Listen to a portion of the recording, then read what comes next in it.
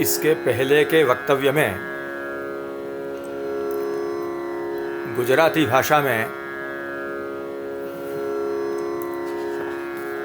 दशम स्कंध तृतीयाध्याय के प्रारंभ के जो श्री महाप्रभु जी के श्लोक हैं, कारिकाएं हैं,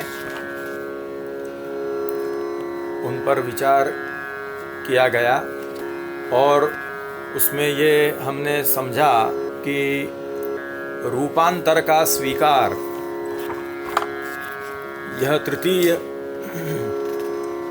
अध्याय का अर्थ है। बभूव प्राकृत शिशु से भगवान ने जो द्विभुज रूप का स्वीकार किया है, यही रूपांतर का स्वीकार है और यही रूपांतर का स्वीकार तृतीयाध्याय का अर्थ है। रूपांतर स्वीकरणम अध्यायार्थः इहोदितः।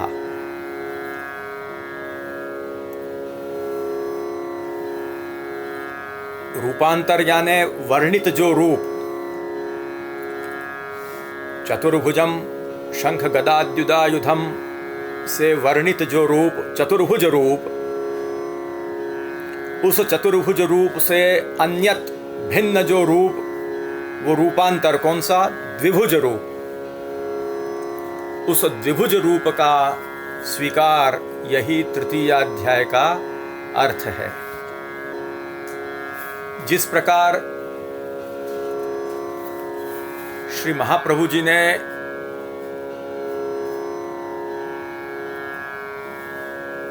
जन्म निरूपण के 8.5 श्लोकों का तात्पर्य समझाते हुए पूर्ण पुरुषोत्तम भगवान श्री कृष्ण अष्टविध ऐश्वर्यवान हैं, यह समझाया।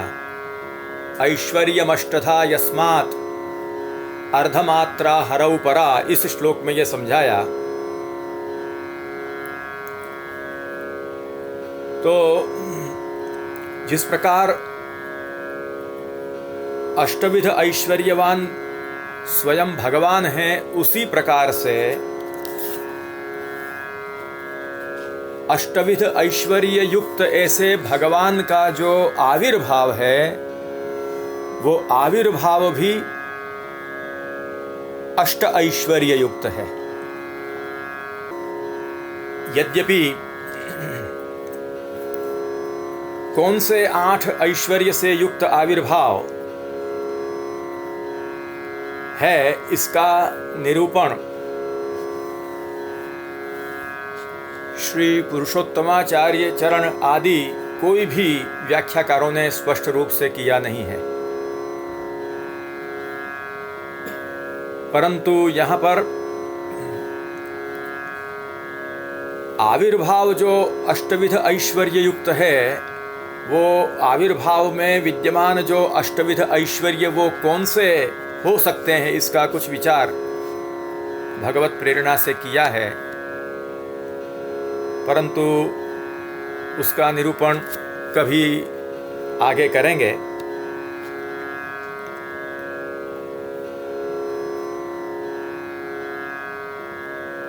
श्री महाप्रभु जी समझा रहे हैं कि यदैव ते स्तुत्वा गताः अथ तदनन्तरमेव भगवान आविर्भूतः।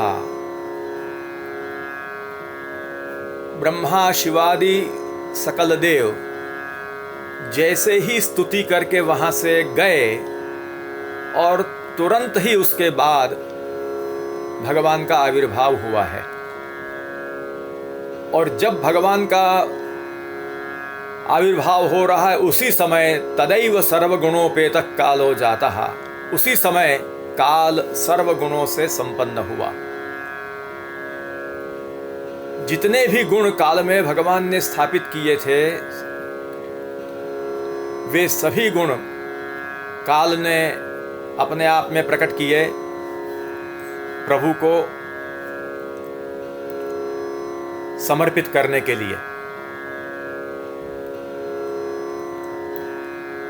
यहाँ पर श्री महाप्रभु जी ने अथ सर्वगुणोपेतः श्लोक में जो अथ शब्द है उसको आनंतर्य के अर्थ में समझाया है। परंतु श्री गुसाई जी ने अधिकारिणी काले वै अनंता भगवद गुणाः इस कारिका के व्याख्यान में स्वतंत्र लिखन के द्वारा अथ शब्द को भिन्न प्रक्रमार्थक समझाया है।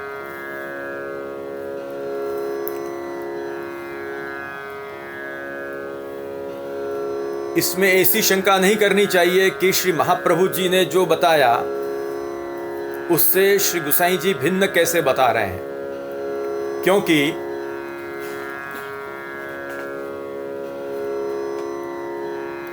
श्री गुसाई जी ने स्वतंत्र लेखन में एक पक्षांतर के रूप में अथ शब्द को भिन्न प्रक्रमार्थक, भिन्न आरंभार्थक बताया है। और श्री योगी गोपेश्वर चरण शास्त्र रीत्या बुभुत्सु बोधिका नाम की व्याख्या में और विशेष इसका खुलासा करते हैं कि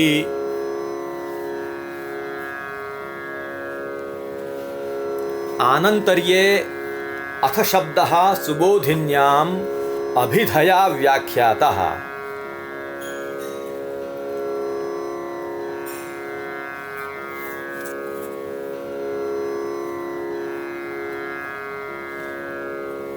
तात्पर्यवृत्त्या तु टिप्पण्यां भिन्न प्रक्रमार्थकः उक्तः।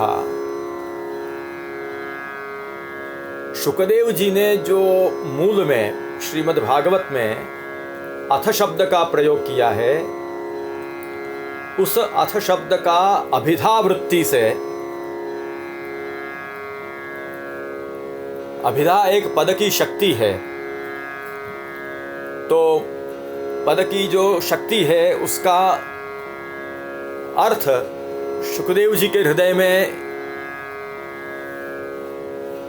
आनंतर्य है। आनंतर्य के अर्थ में शुकदेव जी ने अभिधावृत्ति से आनंतर्यार्थ में अथ शब्द का प्रयोग किया है, और उसी को लेकर श्री महाप्रभु जी ने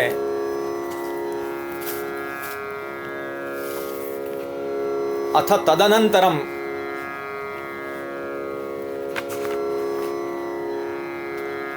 अथ तदनंतरमेव भगवान आविर्भूतः, अथ का अर्थ तदनंतरम ये किया।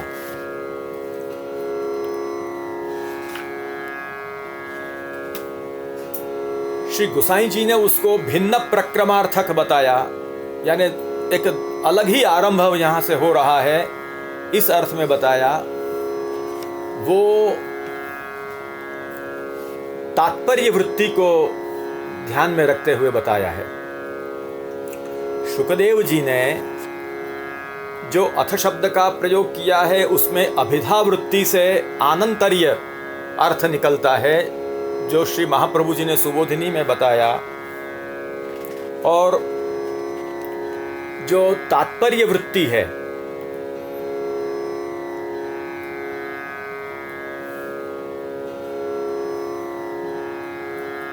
वो तात्पर्य वृत्ति के अनुसार श्री गुसाई जी ने इसको भिन्न प्रक्रमार्थक समझाया है। तात्पर्य माने क्या? तत्प्रतीतिच्छया उच्चारितत्वम्। शुकदेव जी ने जब अथ शब्द का उच्चारण किया तब उनके हृदय में यह इच्छा बनी हुई है कि इस अथ शब्द का तात्पर्य भिन्न प्रक्रम भी है। अभिधावृत्ति से आनंतर्यार्थक अथ शब्द का प्रयोग यद्यपि किया है, पर अथ शब्द का तात्पर्य आनंतर्य में भी समझना चाहिए। इस इच्छा से अथ शब्द का तात्पर्य भिन्न प्रक्रमार्थक भी समझना चाहिए। इस इच्छा से सुखदेव जी ने अथ शब्द का प्रयोग किया है। इसलिए श्री गोसाई जी ने भी अथ शब्द को तात्पर्य वृत्ति के अनुसार भिन्न प्रक्रमार्थक समझाया है। तो अब सुबोधनी के अनुसार देखें तो जैसे ही देवता स्तुति करके अपने अपने स्वर्ग में गए, उसके बाद तुरंत ही सर्वगुणोपेत काल हुआ। काल में सर्वगुण प्रकट हुए और भगवान का प्राकट्य हुआ। और वो काल कैसा हुआ? अथ सर्वगुणोपेतः कालः परमशोभनः। परमस्यापि भगवतः पूर्णगुणस्य शोभाजनकः। परमशोभनः माने क्या? परम जो भगवान, कि जो भगवान पूर्ण गुण है, उनकी पूर्णता कोई किसी और से नहीं होती, स्वयं ही वो परिपूर्ण है। लेकिन जो स्वयं ऐसे परिपूर्ण जो भगवान हैं, ऐसे परिपूर्ण भगवान की भी शोभा में अभिवृद्धि करने वाला काल उस समय प्रकट हुआ। परमस्यापि भगवतः पूर्ण गुणस्य शोभा जनकः। कालावयव रूपाणि यानि नक्षत्राणि तेष्वपि केवल गुणाधारभूता रोहिणी एव।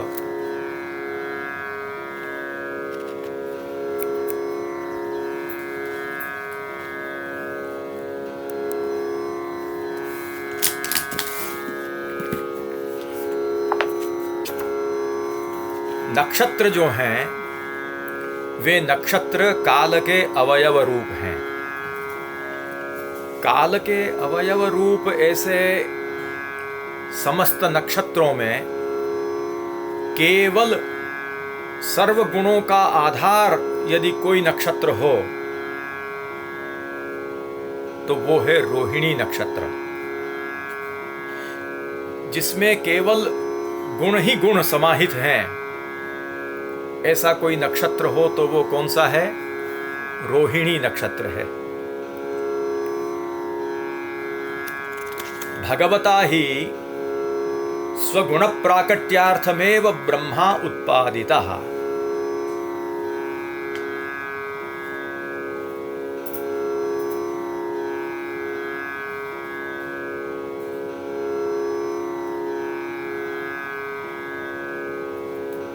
सतु विकारान् दूरीकृत्य गुणानेव प्रकटयितुं तन्नक्षत्रं गृहीतवान्।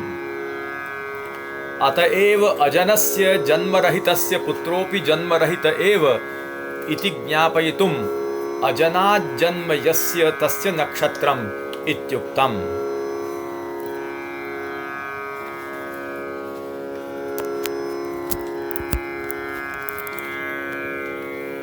भगवान स्वयं नित्य हैं और स्वयं नित्य होने के कारण जन्म रहित हैं। इसीलिए भगवान का प्रादुर्भाव कहा जाता है। भगवान का प्रादुर्भाव कहा जाता है। भगवान का उत्पन्न होना माने प्रादुर्भाव, प्राकट्य कहा जाता है। अनित्ये जननम नित्ये परिच्छिन्ने समागमः नित्या परिच्छिन्न तनौ प्राकट्यंचेति सा त्रिधा। उत्पत्ति के 3 प्रकार बताए हैं, जिसमें भगवान नित्य अपरिच्छिन्न विग्रह हैं। उनकी उत्पत्ति माने क्या? प्राकट्य। तो भगवान नित्य होने के कारण उनका जन्म नहीं है और इसीलिए भगवान का प्रादुर्भाव कहा जाता है। उसी प्रकार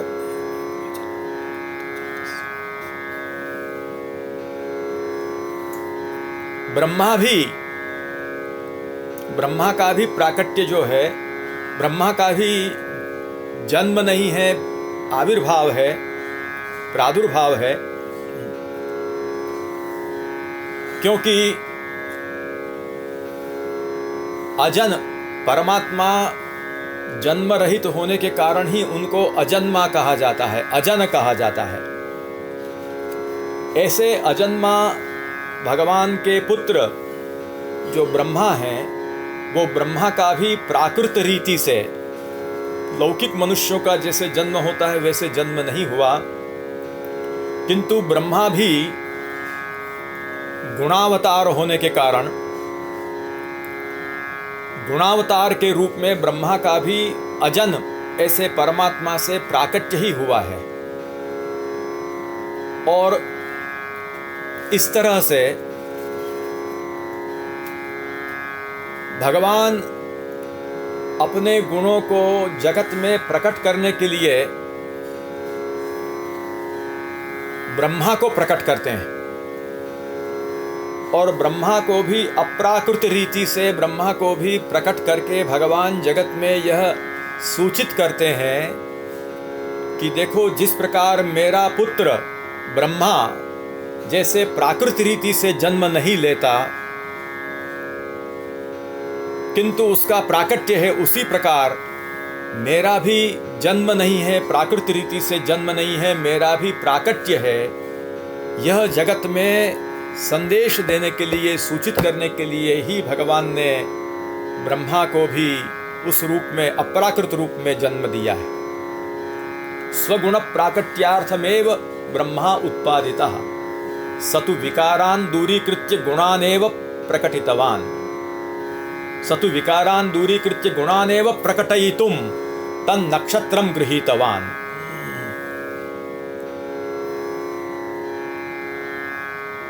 तो ब्रह्मा भी जो है वो अजन्मा है, अर्थात प्रादुर्भावशाली हैं। इसीलिए ब्रह्मा के अनेक नामों में एक नाम अज, ये नाम भी आता है। यद्यपि अमरकोश में नाम ब्रह्मा के नामों में इसको नहीं गिना है, वहां पर नहीं गिना है,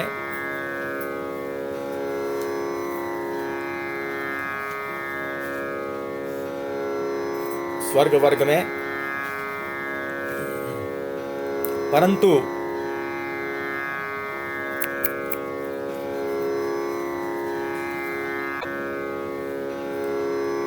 गतव्यलीकैः अजशंकरादिभिः इत्यादि श्लोकों में ब्रह्मा के लिए भी अज शब्द का प्रयोग प्राप्त होता है। और इस दृष्टि से विचार करने पर ब्रह्मा गुणावतार हैं, जीव नहीं है, यह सिद्ध होता है।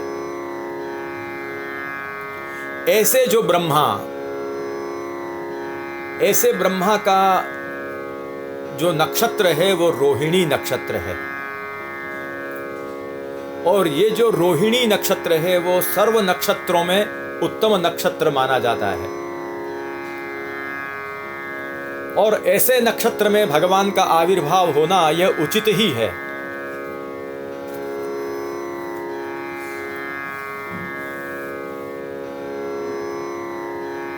यही बात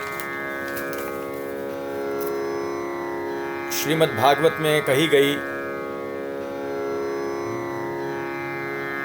अथ सर्वगुणोपेतः कालः परमशोभनः यर्ह्येवा जनजन्मर्क्षं शान्तर्क्षग्रहतारकं यर्ह्येव अजनजन्मर्क्षम्। अजनस्य अर्थात जन्मरहितस्य पुत्रोपि जन्मरहित एव इति ज्ञापयितुम् अजनात् जन्म यस्य तस्य नक्षत्रम। अजन से जिसका जन्म है, अजन से जन्म है जिसका, किसका? ब्रह्मा का। उनका नक्षत्र कौन सा? रोहिणी।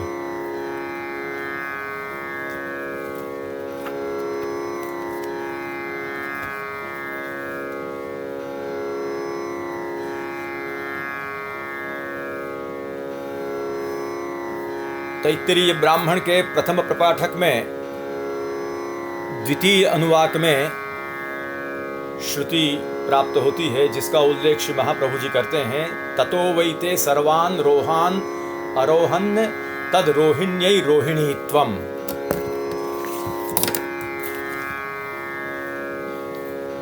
वहां पर पूरे वचन श्रुति के इस प्रकार हैं।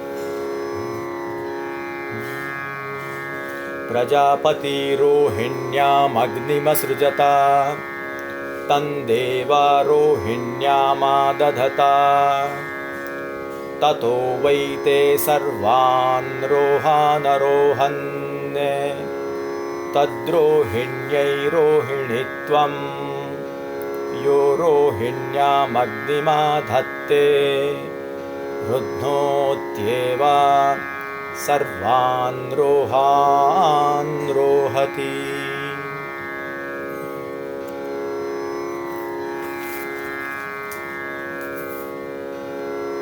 ततो वैते सर्वान् रोहान् आरोहन्।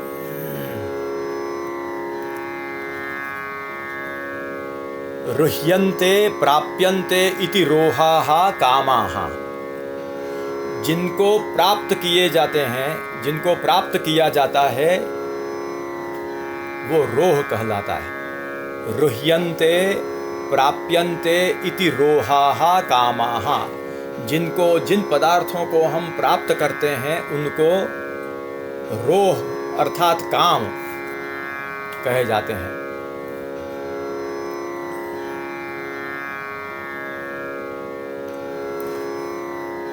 तेच यस्याम रुह्यन्ते सा रोहिणी। जिस नक्षत्र में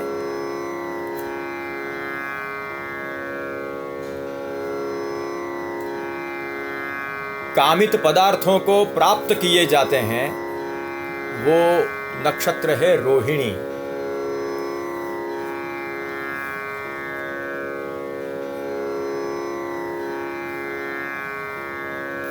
तो यहाँ पर ये बताया गया है कि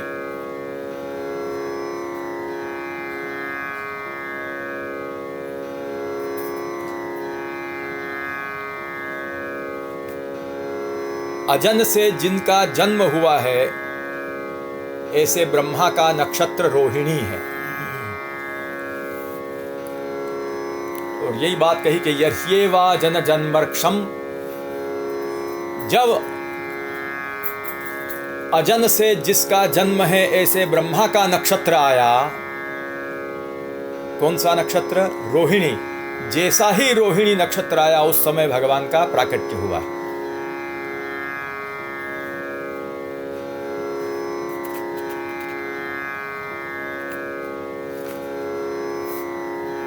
यर्ह्येवा जन जन्मर्क्षम।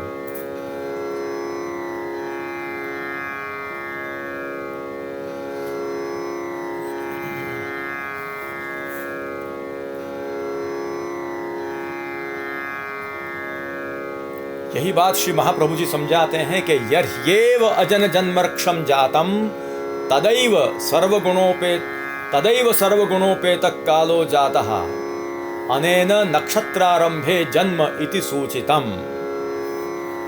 इससे यह सूचित हुआ कि जैसे ही रोहिणी नक्षत्र का आरंभ हुआ उसी समय भगवान का प्राकट्य हुआ है मध्यरात्रि में।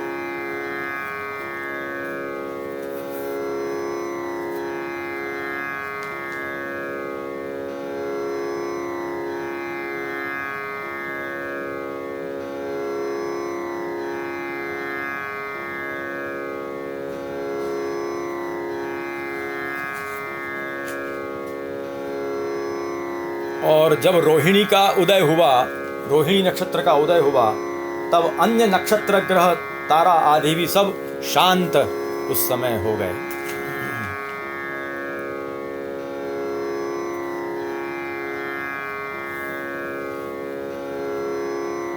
रोहिणी नक्षत्र कैसा था? शांतानि अन्यानि रुक्षाणि ग्रहाः ताराश्च यस्य अश्विन्यादीनि नक्षत्राणि आदित्यादयो ग्रहाः अन्यानि च नक्षत्राणि ताराः। यानी जिस समय रोहिणी नक्षत्र आया उस समय अश्विनी आदि अन्य नक्षत्र, आदित्य आदि ग्रह और अन्य भी जो नक्षत्र तारा आदि वो सभी उस समय शांत हुए।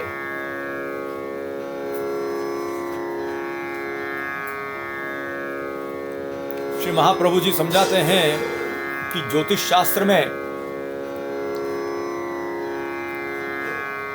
अन्य अश्विन्यादि नक्षत्र ग्रह आदि का और अन्य जो तारा आदि खास करके हैं उनका फल बताया नहीं है।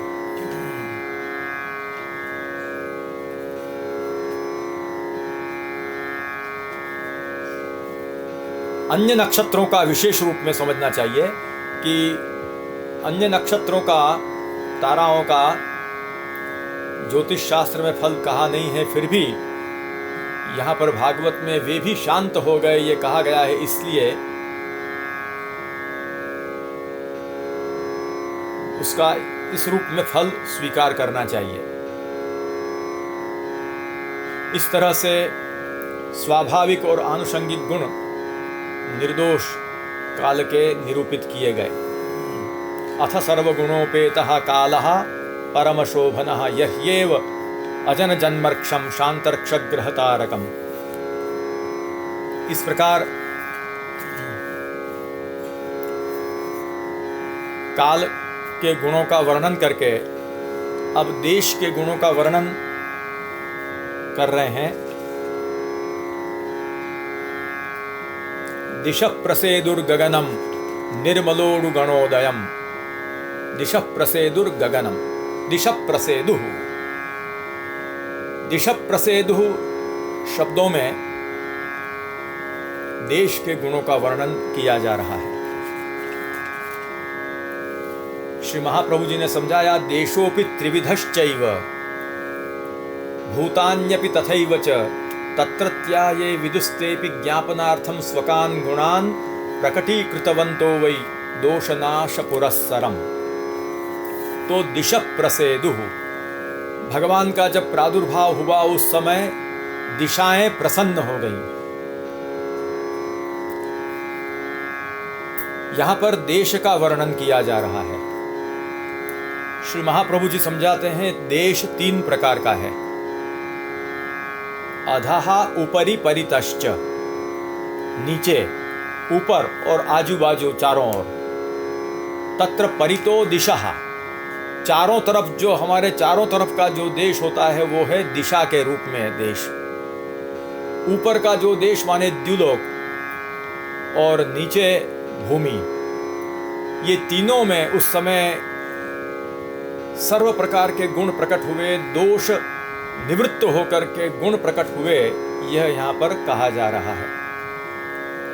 यहाँ पर जो दिशाएं हैं वो 2 प्रकार की हैं, देवतात्मिका और भूतात्मिका।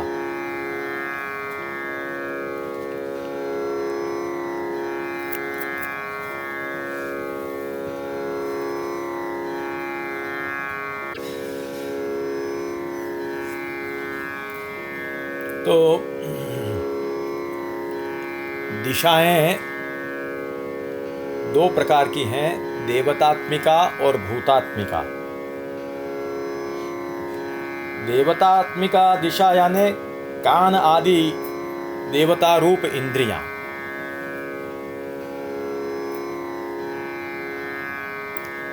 श्रोत्रेंद्रिय देवता रूप दिशा और भूत रूप दिशा माने पूर्व, पश्चिम, उत्तर, दक्षिण आदि जो दिशा का रूप है वह भूतात्मिका दिशा का रूप है। भूतात्मिका दिशा यानी पूर्व, पश्चिम, उत्तर, दक्षिण इत्यादि दिशा। और देवतात्मिका दिशा यानी श्रोत्रेंद्रिय देवता रूप जो दिशा। श्रोत्रेंद्रिय देवता भी दिशा शब्द का अर्थ है। तो श्रोत्रेंद्रिय देवता रूप जो दिशाएं, ये एक, और भूतात्मिका यानी पूर्व पश्चिम आदि दिशाएं।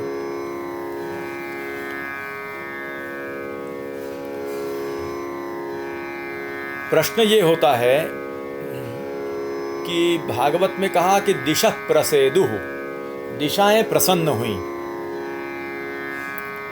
तो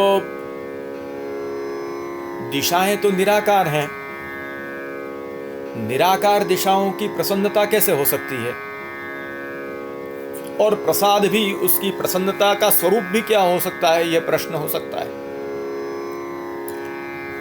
तो श्री महाप्रभु जी समझा रहे हैं, तात्पर्य उसका टीकाओं में भी समझाया गया है कि निशीथ के समय, अर्धरात्रि के समय, जब मेघों का बाहुल्य होता है, यानी बहुत बादल होते हैं, उस समय निकट में रही हुई वस्तु भी हम देख नहीं पाते हैं।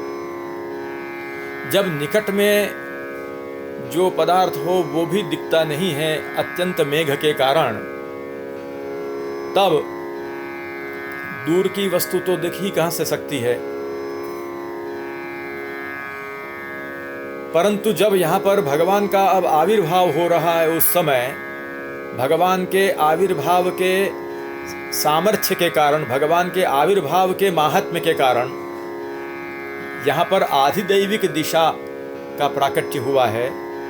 और आधिदैविक दिशा में आनंद की अधिकता होने के कारण, प्रकाश से युक्त दिशा होने के कारण, दूर दिशाओं में भी रही हुई वस्तुओं का सबको साक्षात्कार होने लगा। यही भौतिक दिशाओं का प्रसाद है।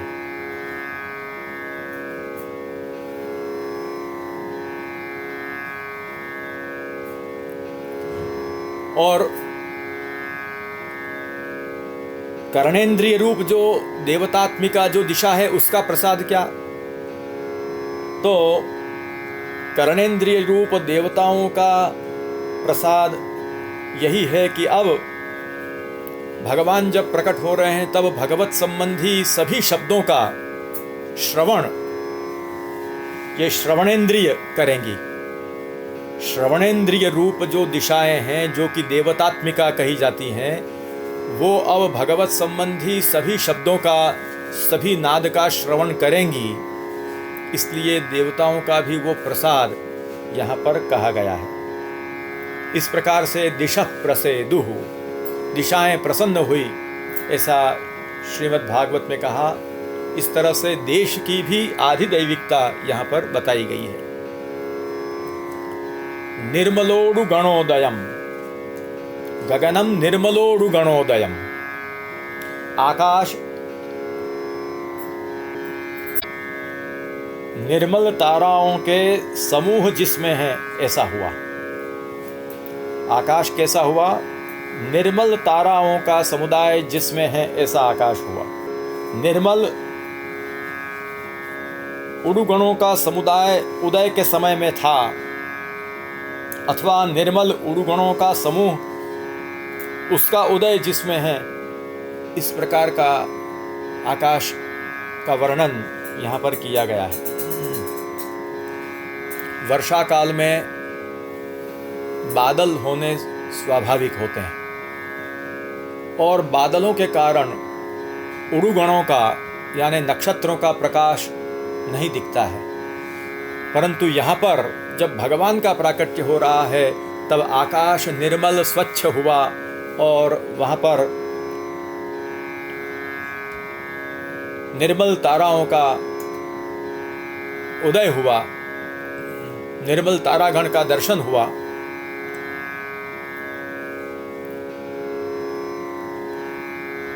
इस प्रकार से आकाश का यहाँ पर वर्णन किया गया है।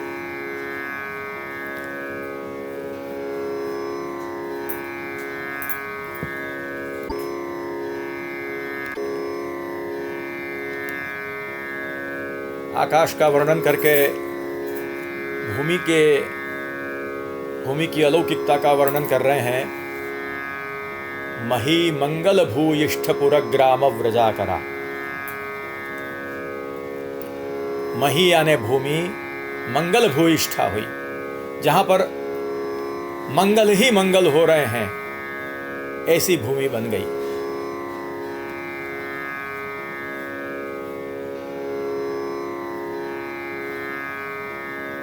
सर्वत्रैव विवाह पुत्र जन्माद्युत्सवाः तस्मिन् समये जायन्ते इति। भगवान के प्राकट्य के समय भूमि कैसी हुई, जिसमें बहुत ही मंगल हैं। ऐसे शहर, गांव, व्रज और खदान वाली भूमि हुई, अर्थात चाहे शहर हो, गांव हो, व्रज हो या आकर यानी खदानों की जो भूमि हो, वहाँ भी मंगल का अनुभव होने लगा। कैसे मंगल? विवाह और पुत्र जन्म के समय जिस प्रकार के मंगल यानी उत्सव होते हैं, आनंद होते हैं, वैसे आनंद का अनुभव उस समय पृथ्वी पर सर्वत्र होने लगा। मही मंगल भूयिष्ठ पुरग्राम व्रजाकरा।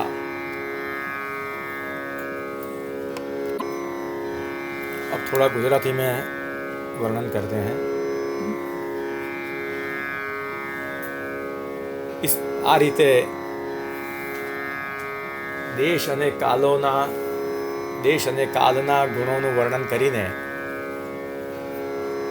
તત્તદ ભૂત પ્રધાન એવા જે ભૌતિક તત્વો છે એના ગુણોનું વર્ણન હવે સુખદેવજી ભાગવતની અંદર કરી રહ્યા છે। તેમાં સૌ પ્રથમ કહી રહ્યા છે નદ્યઃ પ્રસન્ન સલિલાઃ।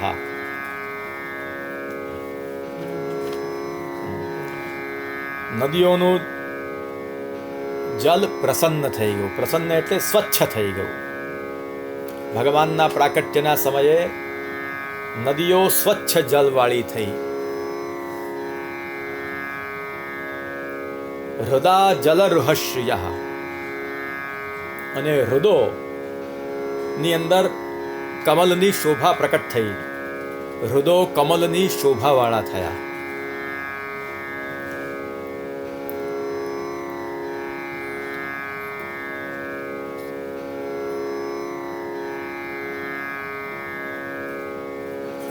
શ્રી મહાપ્રભુજી એમ સમજાવે છે કે તૈત્તિરીય સંહિતાને અનુસાર જો કે જળ અનેક પ્રકારના છે, એટલે કે 20 પ્રકારના છે, પરંતુ મહાપ્રભુજી અહીંયા 20 ન કહેતા 19 કહેતા છે, કારણ કે સર્વાભ્યઃ એ જે અંતની અંદર સર્વગ્રાહક જે શબ્દ મૂકેલો છે તેનાથી બીજા 19 એની અંદર જ આવી જાય છે। એ રીતે શ્રી મહાપ્રભુજી સમજાવે છે કે યદ્યપિ આપો બહુવિધાઃ એકોનવિંશતિ ભેદાઃ, જળના 19 ભેદ છે, તો પણ એ બધા ભેદોને જો આપણે બીજી રીતે જો જોઈએ તો એને 2 પ્રકારમાં વહેંચી શકાય। સ્થાવરાહ વહંત્યો વા, યા તો સ્થિર જળ અથવા વહેતું જળ। નદી વગેરેની અંદર વહેતું જળ છે અને હ્રદ વગેરેની અંદર સ્થાવર જળ છે। આ બંનેના ગુણો અહીંયા કહેવામાં આવી રહ્યા છે। નદ્યઃ પ્રસન્ન સલિલા હૃદા જલરુહ શ્રિયઃ। આ વર્ષાકાલની અંદર નદીઓના જળની અંદર કાદવ દેખાતો હોય છે। નદીઓનું જળ પંકિલ થઈ જાય છે, કાદવવાળું થઈ જાય છે। પરંતુ અત્યારે અહીંયા આધિદૈવિક કાલને કારણે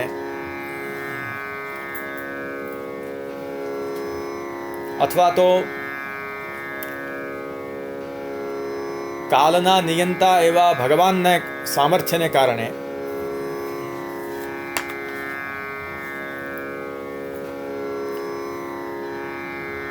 નદીઓનું જળ પણ શુદ્ધ સ્વચ્છ થઈ ગયું છે.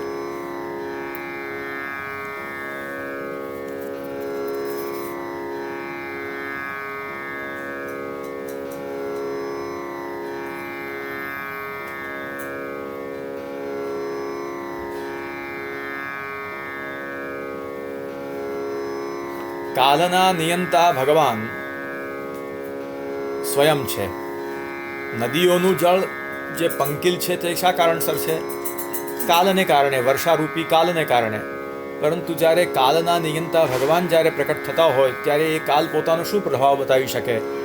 એટલે કાલવશાત જે જલ પંકિલ થયેલું હોય છે તે પણ અત્યારે કાલ નિયંતા એવા ભગવાનના પધારવાના કારણે સ્વચ્છ થઈ ગયું છે.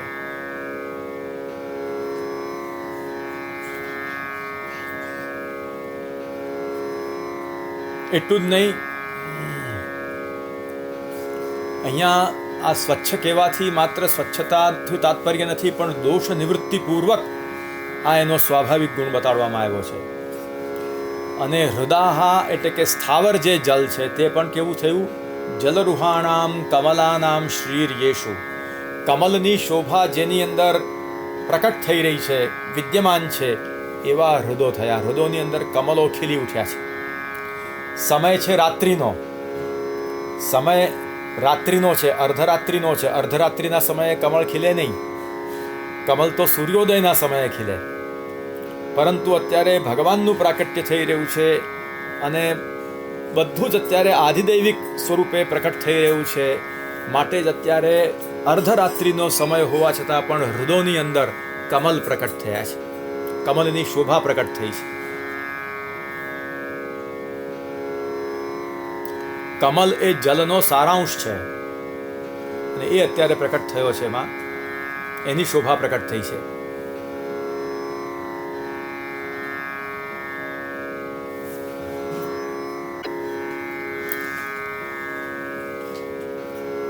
નદ્યઃ પ્રસન્ન સલિલાઃ, નદ્યઃ પ્રસન્ન સલિલા હૃદા જલર્હ શ્રિયઃ દ્વિજાલિકુલ સન્નાદસ્તબકા વનરાજયઃ.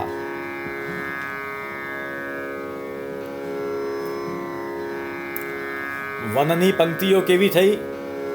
પક્ષીઓ અને ભ્રમરોના સમુદાયના નાદથી યુક્ત પુષ્પોના ગુચ્છોવાળી થઈ.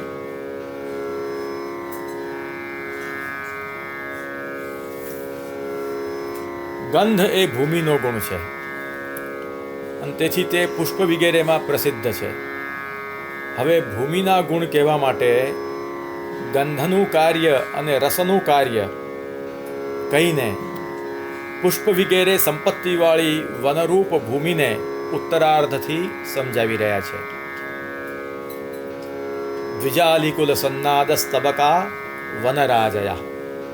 દ્વિજો એટલે પક્ષીઓ અને અલી એટલે ભ્રમરાઓ. દ્વિજાલિકુલ સન્નાદસ્તબકા વનરાજયા એ બંનેના સમુદાયો, દ્વિજાલિકુલ દ્વિજનું કુલ અને અલીનું કુલ. દ્વિજ એટલે પક્ષી અને અલી એટલે ભ્રમર. આ બંનેના સમુદાયો, એ બંનેના સમુદાયોના અવાજવાળા પુષ્પોના ગુચ્છો જ્યાં છે એવી એ વનરાજી વૃક્ષોની પંક્તિઓ થઈ. એટલે વૃક્ષોની પંક્તિઓના ઉપર પુષ્પના ગુચ્છો છે. એ પુષ્પના ગુચ્છોના ઉપર ભ્રમરો મંડરાઈ રહ્યા છે, પક્ષીઓ પણ ત્યાં છે અને ભ્રમરો અને પક્ષીઓ સુંદર નાદ કરી રહ્યા છે.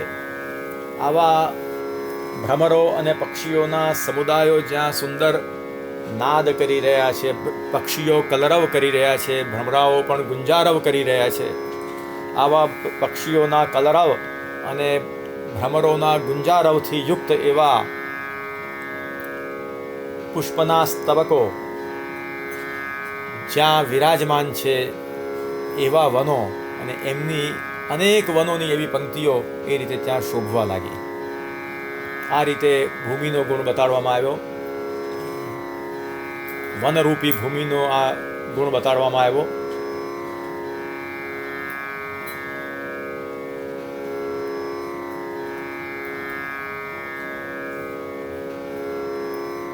એ વનની અંદર જે આ સ્તબક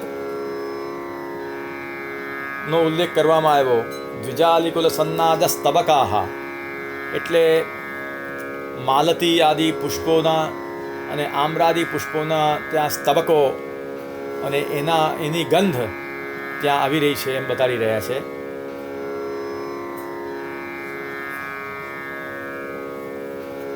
આ રીતે ભૂમિના ગુણો બતાડવામાં આવ્યા.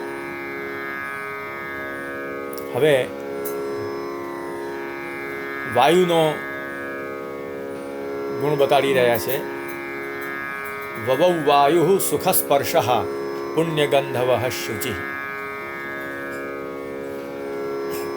સુખપૂર્વકનો સ્પર્શ, સુખદ થાય એવો સ્પર્શ એ વાયુનો ગુણ છે. અને એ વાયુ કેવો છે? ગંધંચ ભૂમેર વહતી ઇતિ શુભ કાર્યમ. ભૂમિના ગંધને લઈને વાયુ વાઈ રહ્યો છે. એટલું જ નહીં, પરંતુ પુણ્યમ ગંધમ વહતી, પવિત્ર ગંધને લઈને ત્યાં પવન વાઈ રહ્યો છે, વાયુ વાઈ રહ્યો છે. અને તે પણ પાછો કેવો છે? એ વાયુ પવિત્ર છે. વવૌ વાયુ સુખસ્પર્શ પુણ્યગંધવ શુચિ. વાયુ વાઈ રહ્યો છે, કેવો છે? જેનો સ્પર્શ ખૂબ જ સુખદ લાગે છે, જે પવિત્ર ગંધને લઈને વાઈ રહ્યો છે. એટલું જ નહીં, પણ જે પોતે પણ પવિત્ર છે. ગંગા યમુનાદિ જલથી સંબંધિત હોવાને કારણે અને દોષ રહિત હોવાને કારણે એ વાયુ પણ તે વખતે પવિત્ર ત્યાં વાઈ રહ્યો છે. જે વાયુ શુભ સૂચક હોય તે પવિત્ર હોય છે. આ રીતે ત્યાં સુંદર વાયુ, મંદ સુગંધ યુક્ત સુખદ સ્પર્શવાળો પવન ત્યાં વાઈ રહ્યો છે. વવૌ વાયુ સુખસ્પર્શ પુણ્યગંધવ શુચિ અગ્નયશ્ચ દ્વિજાતીનામ શાંતાસ્તત્ર સમિંધત. દ્વિજાતીયોના અગ્નિહોત્રના જે અગ્નિહોત્ર સંબંધી દ્વિજાતીયોના જે અગ્નિઓ તે ઢાંકેલા હતા, રાખ વગેરેથી પીહિત હતા. તે ભગવાનના પ્રાદુર્ભાવના સમયે આપમેળે સમિંધિત થઈ ગયા, સારી રીતે પ્રજ્વલિત થઈ ગયા. અગ્નિ મહાપ્રભુજી એમ સમજાવે છે કે બે પ્રકારના છે, લૌકિક અને વૈદિક. અને દ્વિજાતિ નામ એમ કહીને એમ સમજાવે છે કે નિષિદ્ધેતરાહા. દ્વિજાતિઓ સિવાયના જે લોકો અગ્નિ રાખતા હોય છે તે બધા નિષિદ્ધ અગ્નિઓ હોય છે. તેમાં પણ અશુભ કાર્યને માટેના જે અગ્નિ હોય છે તેની વ્યાવૃત્તિ કરવાને માટે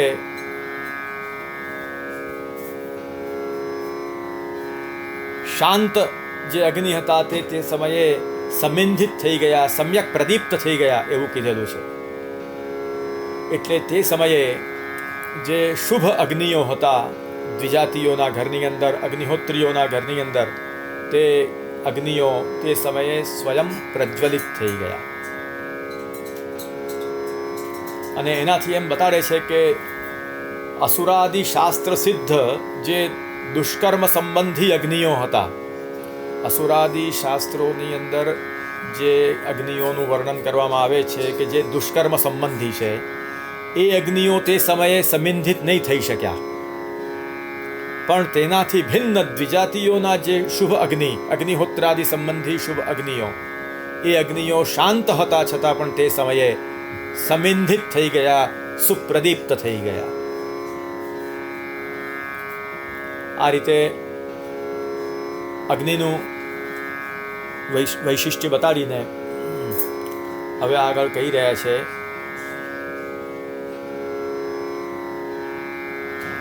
મનાંસ્યાસન પ્રસન્નાની સાધૂનામ અસુરદ્રુહામ જાયમાને જને તસ્મિન નેદુર્દુંધુભયો દિવી. આ રીતે પૃથ્વી જલ તેજ એટલે કે અગ્નિનું, વાયુ, આકાશ વગેરે ભૌતિકના જે ગુણો બતાવ્યા, એ ભૌતિક ગુણોના સમયે મનનો પણ ગુણ બતાડી રહ્યા છે. મન પણ તે સમયે અલૌકિક થઈ ગયા. અસુરો જેમનો દ્રોહ કરે છે એવા સાધુ પુરુષોના મનો પણ અલૌકિક અવસ્થાનો અનુભવ કરવા લાગ્યા, એ હવે બતાડી રહ્યા છે. અને એનું વર્ણન અહીંયા કરી રહ્યા છે, કારણ કે મન જે છે તે સાત્વિક અહંકારનું કાર્ય છે.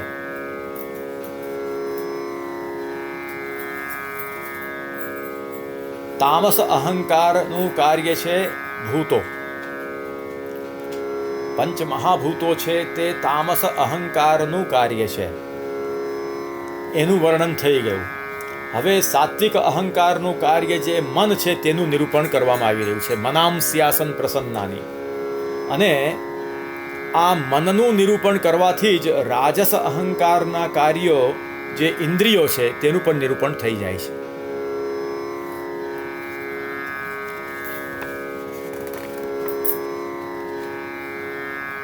આ રીતે અહંકારત્રયનું કાર્ય અહીંયા નિરૂપિત થયું. સાત્વિકાહંકારનું કાર્ય કયું છે? મન.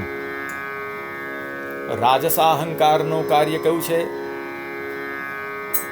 ઇન્દ્રિયો. અને તામસાહંકારનું કાર્ય કયું છે? ભૂતો. અહીં રાજસાહંકાર કાર્ય જે ઇન્દ્રિયો છે એનું સ્વતંત્ર ઉલ્લેખ નથી, પરંતુ મનના નિરૂપણથી એનું પણ નિરૂપણ થઈ જાય છે. આમ અહંકારત્રયના કાર્યનું નિરૂપણ અહીંયા કરવામાં આવ્યું છે. બધાની અંદરની અલૌકિકતાનું વર્ણન અહીંયા કરવામાં આવી રહ્યું છે.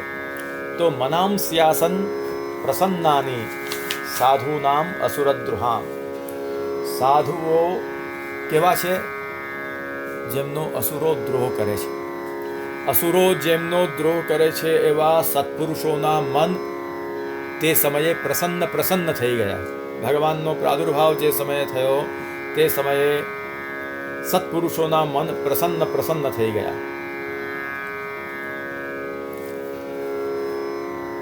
અને જન્મરહિત એવા અજન્મા ભગવાનના પ્રાકટ્યના સમયે આકાશમાં દુંદુભીઓ વાગવા લાગ્યા.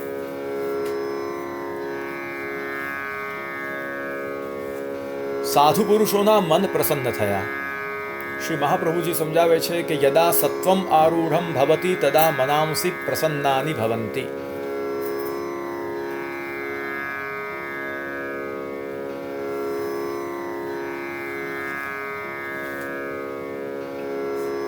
જ્યારે ભગવાન દ્વારા સત્વગુણ હૃદયની અંદર ઉદ્ભૂત થાય, હૃદયની અંદર દૃઢ થાય, તે વખતે મન પ્રસન્ન થઈ જાય છે.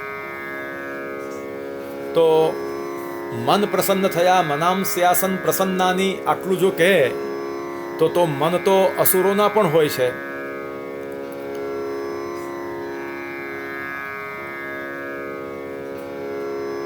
પરંતુ અસુરોના મન તે સમયે પ્રસન્ન નથી થયા.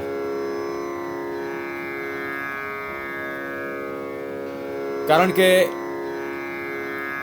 સત્વ જેમનામાં આરૂઢ હોય તેમના મન પ્રસન્ન થાય. સત્વ આરૂઢ અસુરોમાં નથી થતું. કારણ કે સત્વરૂપ જે શમ દમાદી બધા સાધનો છે એની અંદર અસુરોને રુચિ હોતી નથી.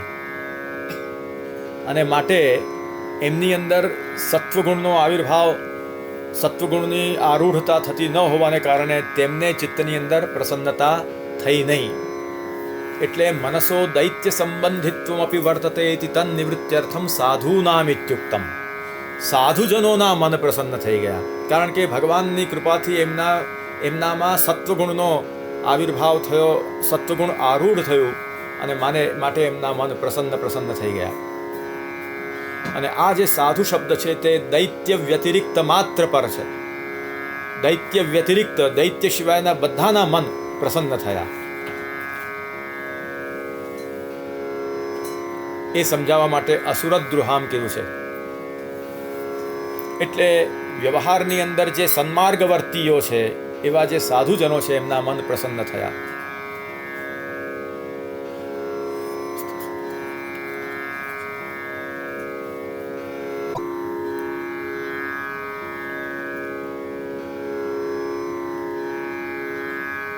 અજને જાયમાને, તો જાયમાને જને તસ્મિન નેદુર્દુંદુભયો દિવી અજને જાયમાને દિવી દુંદુભયો નેદુઃ.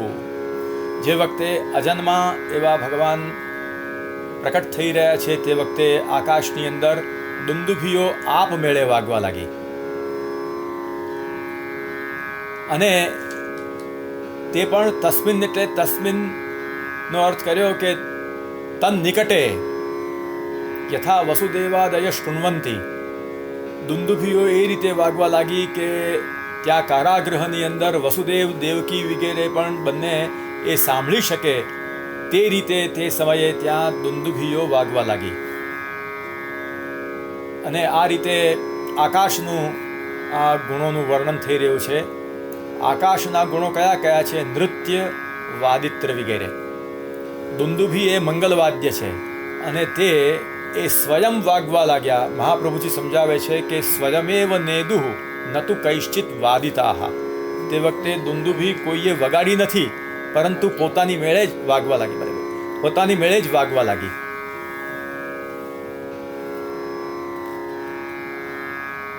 એટલે આ આકાશનો ગુણ છે, અર્થાત આકાશ પ્રધાન જે અંતરિક્ષ લોક છે એ અંતરિક્ષ લોકનો આ ગુણ છે. કોઈએ તે સમયે દુંદુભી વગાડી નથી.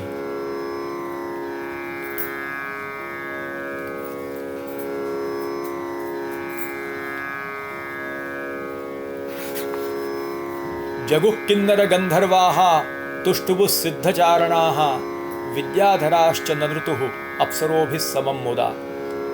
અને તે સમયે જેમ આપમેળે કોઈની પણ પ્રેરણા વગર દુંદુભી રૂપ મંગલવાદ્ય તે વખતે વાગવા લાગ્યા, તેવી જ રીતે કિન્નરો ગંધર્વો પણ પોતાની મેળે જ ઉલ્લસિત હૃદય થઈને હૃદયની અંદર એવો ઉલ્લાસ પ્રકટ થયો કે ગાન કરવા લાગ્યા. અજ્ઞાત્વૈવેતિ જ્ઞાતવ્યમ. એમને પોતાને પણ ખબર નથી કે આ આટલો બધો અમારા હૃદયમાં આનંદ શેનો અનુભવાય છે.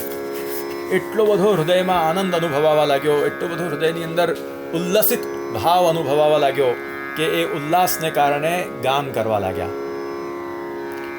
આ જ ભગવાનનું અત્યારે મહાત્મ્ય પ્રકટ થઈ રહ્યું છે. આ ભગવાનનું મહાત્મ્ય છે કે અનાયાસે દુંદુભીઓ વાગવા લાગી અને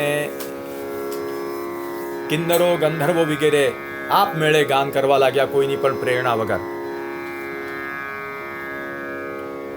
જો આવું ન થાય તો ભગવાનના પ્રાદુર્ભાવનું અને ભગવાનનું મહાત્મ્ય ન રહે. કારણ કે આ જ ભગવાનના પ્રાદુર્ભાવનું મહાત્મ્ય છે. લૌકિક કોઈ વ્યક્તિના જન્મ સમયે આવું થતું નથી કે આપમેળે દુંદુભીઓ વાગે અંતરિક્ષ લોકમાં અને આપમેળે કિન્નરો અને ગંધર્વો વગેરે ગાન કરે. આવું થતું નથી. આ ભગવાનના મહાત્મ્યનું સૂચન આ રીતે થઈ રહ્યું છે.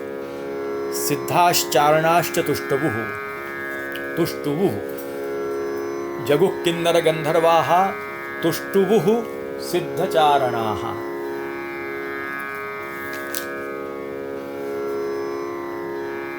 સિદ્ધો અને ચારણો તે સમયે સ્તુતિ કરવા લાગ્યા. અને વિદ્યાધરાશ્ચ નનૃતુઃ અપ્સરોભિઃ સમમ મુદા. અને વિદ્યાધરો ચકારથી વિદ્યાધરીઓ ખૂબ આનંદથી અપ્સરાઓની સાથે નૃત્ય કરવા લાગી. સિદ્ધો અને ચારણો ભગવાનનું જે સમયે પ્રાકટ્ય થઈ રહ્યું છે તે સમયે સ્તુતિ કરવા લાગ્યા. અકસ્માત જ સ્તોત્ર તે સમયે એમના હૃદયમાંથી એમના મુખમાંથી પ્રકટ થવા લાગ્યું. અકસ્માદેવ સ્તોત્રમ તત્કાલે કૃતવંતઃ. તે સમયે અકસ્માત જ એ સ્તોત્ર એમના મુખમાંથી પ્રકટ થવા લાગ્યું. તે હિ વૈતાલિક પ્રાયાહ. એ બધા ભાટ જેવા છે અને ભગવાનની સ્તુતિ કરવા લાગ્યા. તે સમયે વિદ્યાધરો એ નર્તકો છે. વિદ્યાધરાશ્ચ એની અંદર જે ચકાર છે એનાથી વિદ્યાધરીઓનો પણ સંગ્રહ થાય છે. એટલે કે વિદ્યાધરો એટલે કે નર્તકો અને વિદ્યાધરીઓ નર્તકીઓ પણ તે સમયે નનૃતુઃ નૃત્ય કરવા લાગી. કઈ રીતે? તો કે અપ્સરોભિઃ સમમ. અપ્સરાઓની સાથે નૃત્ય કરવા લાગી.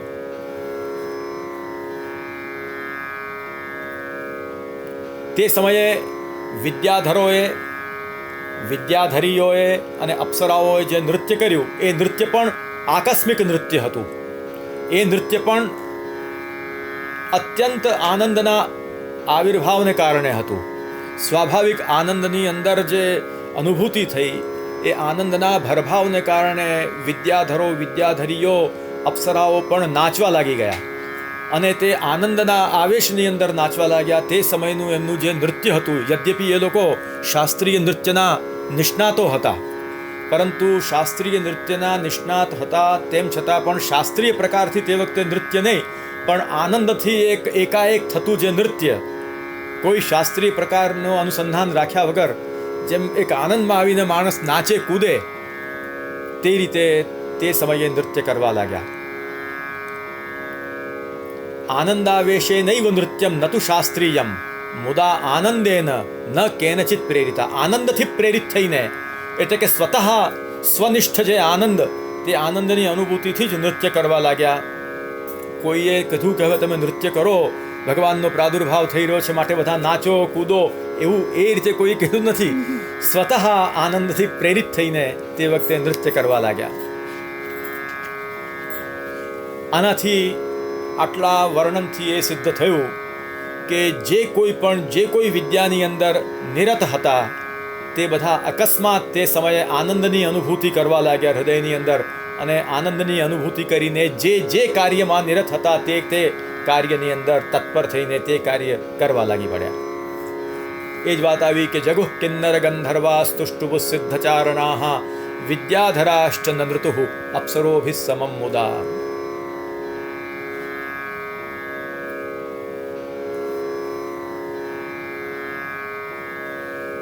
આ કિન્નરોએ, ગંધર્વોએ, સિદ્ધોએ, ચારણોએ, વિદ્યાધરોએ, વિદ્યાધરીઓએ, અપ્સરાઓએ જે તે સમયે ગાન કર્યું કે સ્તુતિ કરી કે નૃત્ય કર્યું, એ સમયે એમને જ્ઞાન નહોતું કે અત્યારે ભગવાનનો આવિર્ભાવ થયો છે, ભગવાનનો આવિર્ભાવ થઈ રહ્યો છે એવું એમને કોઈ જ્ઞાન નહોતું. પરંતુ ભગવાનના આવિર્ભાવના પ્રભાવને કારણે એમના હૃદયની અંદર અસાધારણ આનંદની અનુભૂતિ થવાને કારણે સ્વાભાવિક તે ક્રિયા કરવા લાગ્યા. જે કોઈ વિદ્યાની અંદર નિરત હતા તે વિદ્યાનું પ્રદર્શન ભગવાનની સેવામાં કરવા લાગ્યા. પણ એમને પોતાને ખબર નથી કે આ અમે કયા કારણસર કરીએ છીએ. આનંદનો આવેશ જ એટલો બધો પ્રબલ હતો કે તેમનાથી તે પ્રકારનું કાર્ય થઈ ગયું.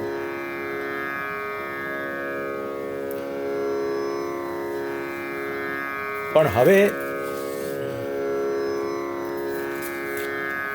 મુનિઓ અને દેવો, એમને તો રીતસર ભગવાનના પ્રાકટ્યનું જ્ઞાન થયું છે, અને ભગવાનના પ્રાકટ્યનું જ્ઞાન એમને થયું છે કે અત્યારે ભગવદ આવિર્ભાવ થઈ રહ્યો છે, માટે એ લોકો પ્રભુની સેવામાં તત્પર થયા, એ વર્ણન કરી રહ્યા છે. મુમુચુર્મુનયો દેવાઃ સુમનાંસી મુદાન્વિતાઃ. મુમુચુર્મુનયો દેવાઃ સુમનાંસી મુદાન્વિતાઃ.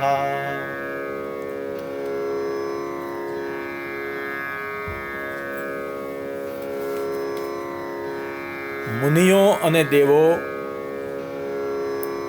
મુદાન્વિતાઃ, આનંદથી યુક્ત થઈને સુમનની વૃષ્ટિ કરવા લાગ્યા. જ્યાં ભગવાનનું પ્રાકટ્ય થઈ રહ્યું છે એમ એમણે જાણ્યું, ત્યાં જ દેવો અને મુનિઓ અને દેવો સુમનની વર્ષા કરવા લાગ્યા.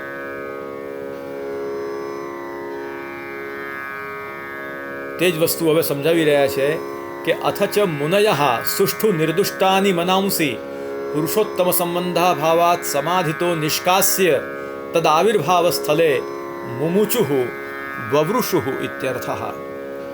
ભગવાનના પ્રાદુર્ભાવના પહેલા આ બધા મનનશીલ હોવાને કારણે જે મુનિઓ કહેવાય, આ બધા જ મુનિઓ તે સમયે સમાધિની અંદર ભગવદ આનંદનો અનુભવ કરી રહ્યા હતા.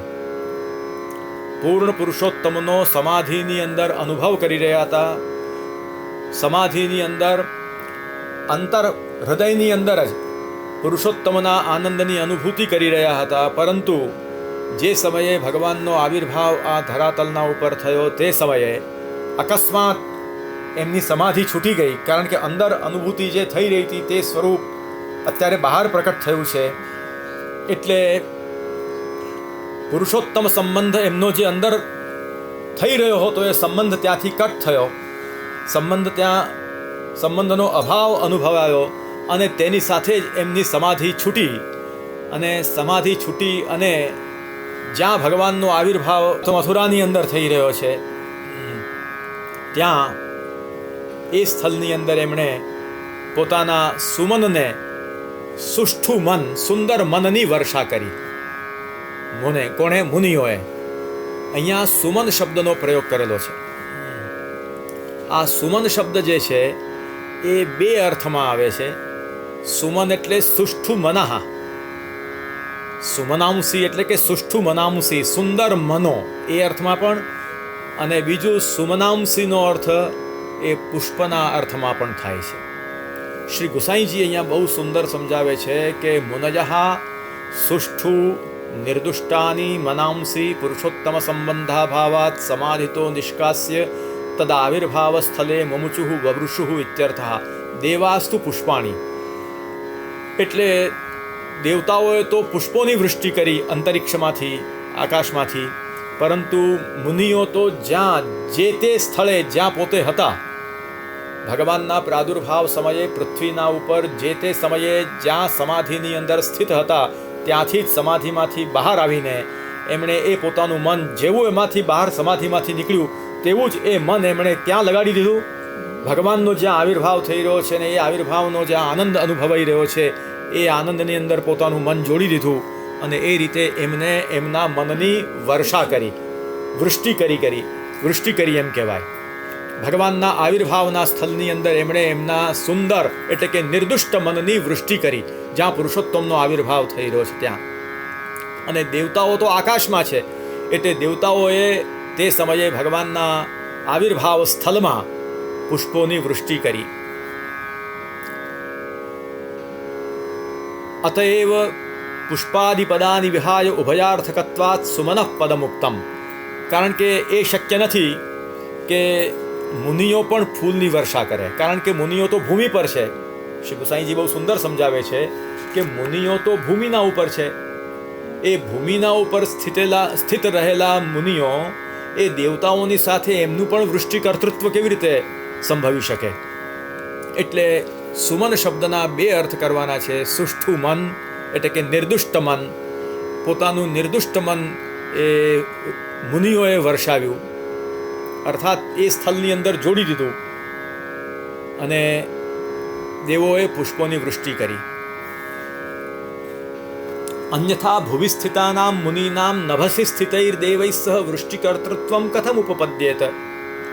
સુમન શબ્દનો અર્થ જો તમે કેવલ પુષ્પ જ લો તો દેવતાઓ આકાશની અંદર છે, એ આકાશમાંથી પુષ્પની વૃષ્ટિ કરી રહ્યા છે.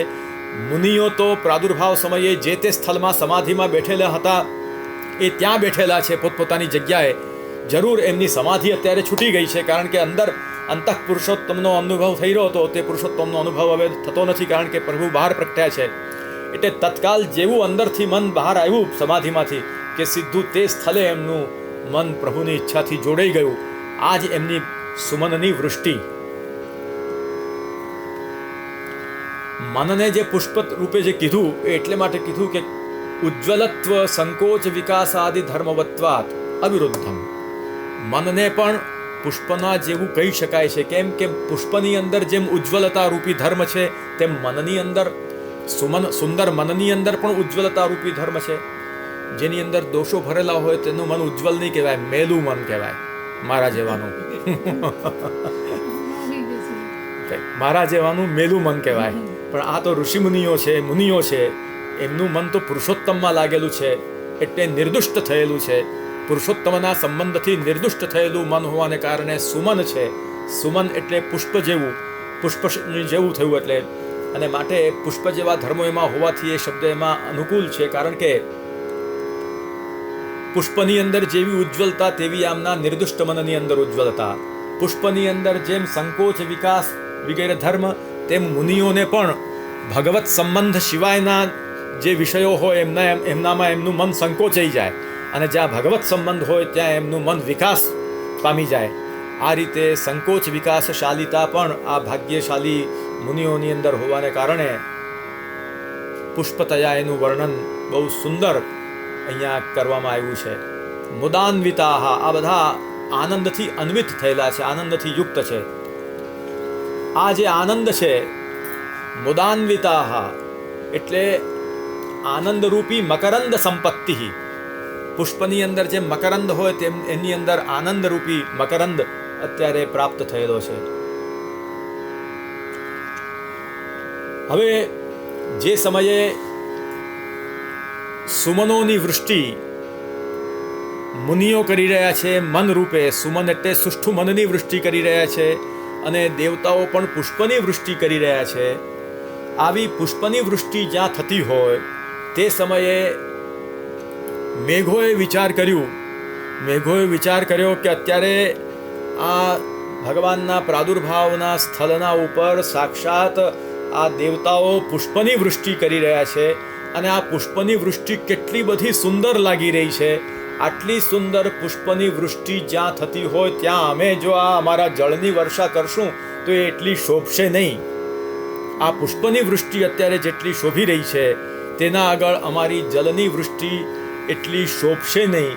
આવું માનીને તે વખતે મેઘોએ વૃષ્ટિ નહીં કરી. મેઘો તે વખતે વૃષ્ટિ નથી કરતા, પરંતુ કારણ કે ભગવાનની સેવાની અંદર સારામાં સારું જે કંઈ હોય તે સમર્પિત કરવું જોઈએ, ઉત્તમોત્તમ વસ્તુ સમર્પિત કરવી જોઈએ. મેઘોના મનની અંદર એમ થયું કે આ દેવતાઓ જે સમયે પુષ્પની વૃષ્ટિ કરી રહ્યા છે ત્યારે એ પુષ્પની વૃષ્ટિની શોભા એટલી બધી સુંદર છે કે એના આગળ અમારી જલની વૃષ્ટિ એટલી બધી ઉત્તમ નહીં ગણાય. એમ માનીને મેઘોએ તે વખતે ત્યાં વર્ષા નહીં કરી. પણ શું કર્યું? મંદમ મંદમ જલધરાહ જગર્જુરનુસાગરમ. મંદમ મંદમ જલધરાહ જગર્જુરનુસાગરમ. મેઘોએ વૃષ્ટિ નહીં કરી, પરંતુ મેઘોએ જોયું કે જુઓ અત્યારે પુષ્પની વૃષ્ટિ થઈ રહી છે, અને જે વખતે વૃષ્ટિ થતી હોય તે વખતે ગર્જના પણ થતી હોય છે. એટલે ગર્જનાનો અહીંયા અત્યારે અભાવ છે. એટલે અમારે એ ગર્જનાનો જે અભાવ છે એ કાર્યને અમારે પરિપૂર્ણ કરવું જોઈએ. એટલે મેઘો તે વખતે ગર્જના કરવા લાગ્યા. ગર્જિતં નાસ્તિ ઇતિ તાવત કાર્યં કૃતવંતઃ મંદમ મંદમ જલધરાહ જગર્જુરનુસાગરમ. પરંતુ મેઘો કેટલા બુદ્ધિમાન છે! મેઘો તે વખતે ગર્જના તો કરી રહ્યા છે, પણ કઈ રીતે કરી રહ્યા છે? બહુ જોરથી નહીં, જબરજસ્ત જોરથી ગર્જના નહીં, પરંતુ મંદમ મંદમ, અત્યંત મંદ રીતે ગર્જના કરી રહ્યા છે. બહુ જ બુદ્ધિપૂર્વક ગર્જના કરી રહ્યા છે. મેઘોના હૃદયની અંદર એવા ભાવો તે વખતે જાગ્યા કે ઉચ્ચૈઃ ગર્જનમ પૂર્વોક્ત વાદ્ય ગીતાદિ શ્રવણ પ્રતિબંધકતા. ઉચ્ચૈર ગર્જનમ પૂર્વોક્ત વાદ્ય ગીત આદિ શ્રવણ પ્રતિબંધ કરતા ભવતી ઇતિ તદભાવાય મંદમ મંદમ. સુખદેવજીએ મેઘોના હૃદયના ભાવ ખોલ્યા, અને એ ભાવોને સુખદેવજીએ જે ભાવો જે શબ્દોમાં વ્યક્ત કર્યા એ ગૂઢ હોવાથી શ્રી મહાપ્રભુજી અને શ્રી ગુસાઈજી એને ખોલે છે. અત્યારે શ્રી ગુસાઈજી ખોલી રહ્યા છે એ ભાવને. મંદમ મંદમ એમ સુખદેવજી કેમ કહી રહ્યા છે? સુખદેવજી મેઘોના મનની વાત અહીંયા સૂચિત કરવા માંગે છે, અને તે શું સૂચિત કરવા માંગે છે તે શ્રી ગુસાઈજી બતાડી રહ્યા છે. મેઘો એમ વિચારી રહ્યા છે કે અત્યારે જગુઃ કિન્નર ગંધર્વા સ્તુષ્ટુભ સિદ્ધચારણાઃ વિદ્યાધરાશ્ચ નૃતુઃ અને જાયમાને અજને તસ્મિન નેદુર્દુંદુભયો દિવી. અત્યારે દુંદુભી વાગી રહી છે, કિન્નરો ગંધર્વો ગાન કરી રહ્યા છે, સિદ્ધો ચારણો સ્તુતિ કરી રહ્યા છે, વિદ્યાધરો વિદ્યાધરીઓ અપ્સરાઓ નૃત્ય કરી રહ્યા છે. મુનિઓ અને દેવતાઓ સુમનની વૃષ્ટિ કરી રહ્યા છે, અને ખાસ કરીને સુમન શબ્દ પુષ્પાર્થક સમજીને દેવતાઓ અત્યારે સુંદર પુષ્પની વૃષ્ટિ કરી રહ્યા છે. તે વખતે અત્યારે ગર્જના કરવી જરૂરી છે, પરંતુ મંદ મંદ ગર્જના અમે કરીશું, કારણ કે આ બધો અવાજ જે સુંદર જે નાદ અત્યારે જે પ્રકટ થઈ રહ્યો છે એ બધો જો અમે જોરથી ગર્જના કરીશું તો બધો એની અંદર એક નાદ બધો ઢંકાઈ જશે.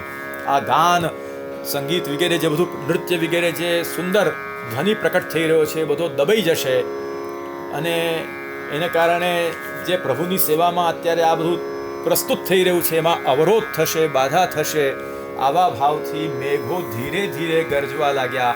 આ ધીરે ધીરે ગરજવાની મેઘોની ક્રિયાને સુખદેવજીએ મહત્વ આપીને મેઘોના ભાવને ખોલવા માટે મંદમ મંદમ કીધું. પણ એ ભાવોને શ્રી ગુસાઈજીએ ખોલ્યા. મેઘાનામ ઉચ્ચૈર ગર્જનમ પૂર્વોક્ત વાદ્ય ગીતાદિ શ્રવણ પ્રતિબંધ કરતા ભવતી ઇતિ તદભાવાય મંદમ મંદમ ઇત્યુક્તમ અન્યથા તદ વૈયર્થ્યાપત્તે. નહીં તો એ બધું જે ગાન થઈ રહ્યું છે બધું વ્યર્થ થઈ જાય. એટલે વૃષ્ટિ જે વખતે થઈ રહી છે, સુમનની વૃષ્ટિ થઈ રહી છે, ત્યારે ગર્જના થવી જરૂરી છે. એનાથી વૃષ્ટિની પણ સ્વાભાવિકતા વધે છે. માટે એક તરફથી દેવો પુષ્પની વૃષ્ટિ કરી રહ્યા છે અને બીજી તરફ આકાશની અંદર મેઘો મંદ મંદ ગર્જન કરી રહ્યા છે.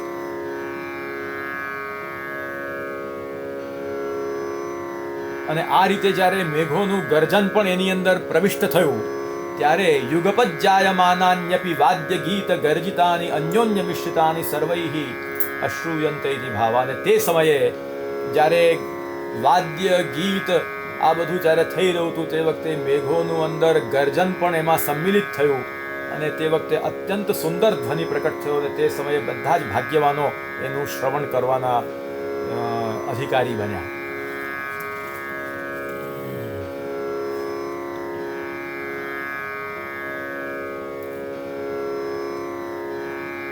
શ્રી ગુસાઈજી હજી ભાવ ખોલી રહ્યા છે કે તે વખતે મંદમ મંદમ જલધરાહ જગર્જુઃ.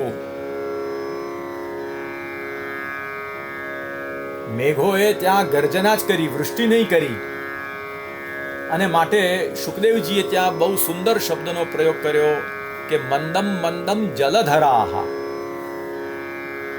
મંદમ મંદમ જલમુચાહ નહીં કીધું. જલને મુંચન કરવા વાળા એ પણ મેઘ થાય, પણ કેટલો સમજીને શબ્દ વાપર્યો છે કે મંદમ મંદમ જલધરાહ.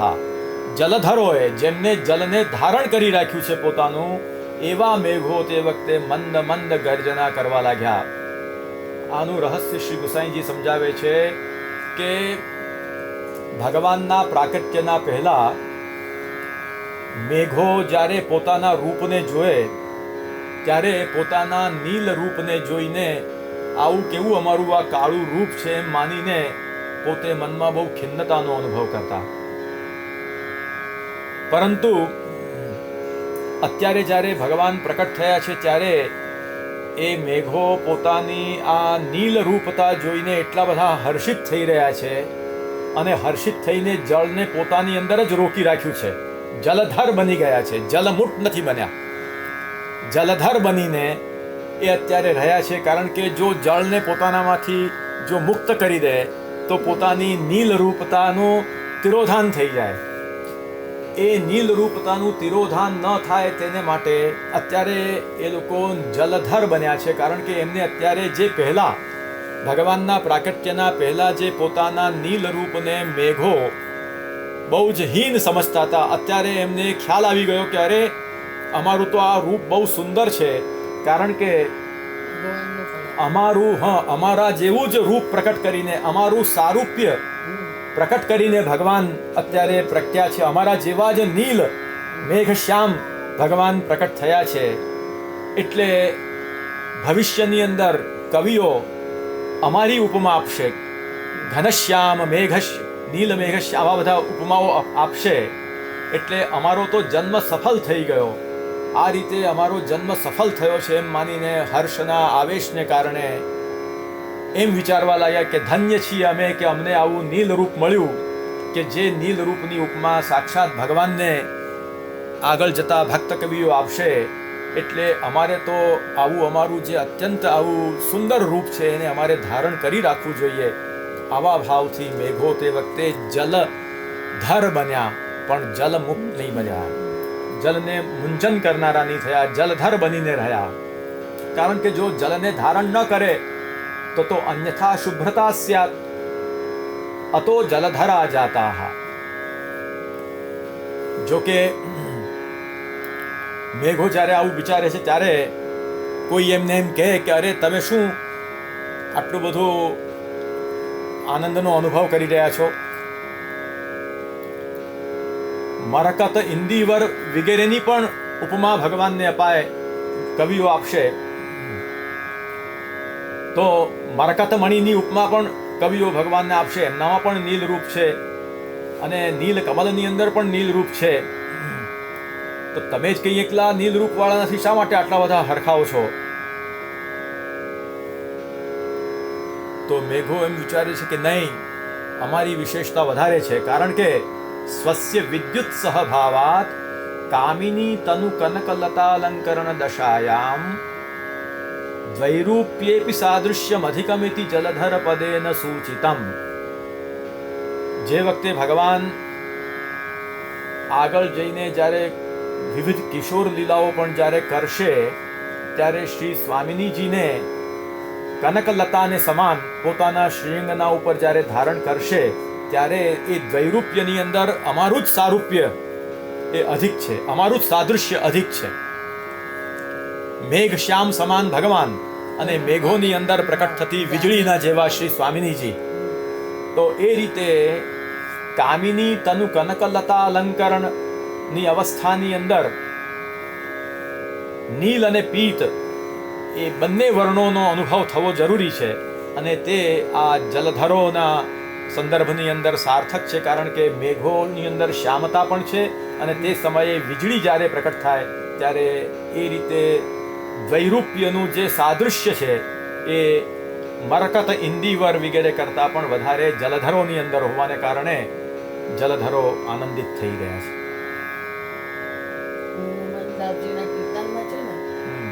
શું છે?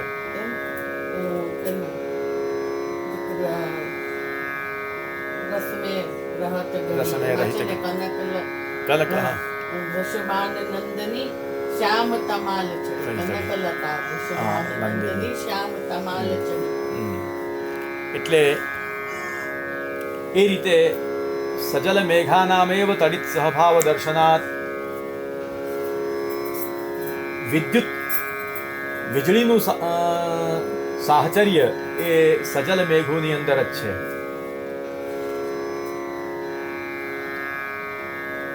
મેઘો મંદ મંદ ગર્જના કરી રહ્યા છે.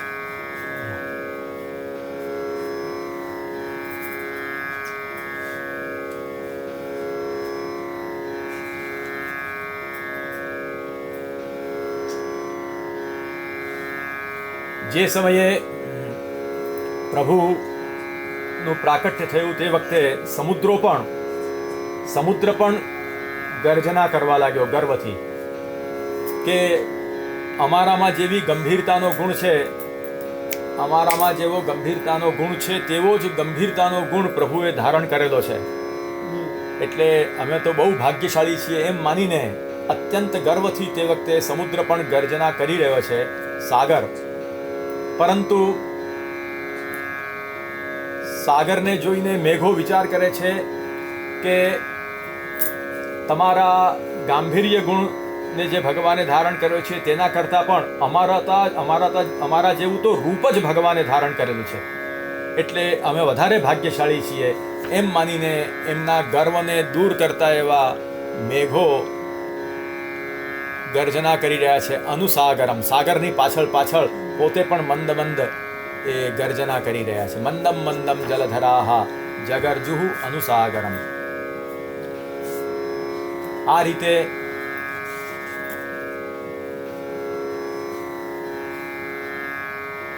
મુમુચુર મુનયો દેવા સુમનાંસી મુદાન્વિતાઃ મંદમ મંદમ જલધરાહ જગર્જુર અનુસાગરમ એ શ્લોકની અંદર સમજાવ્યું.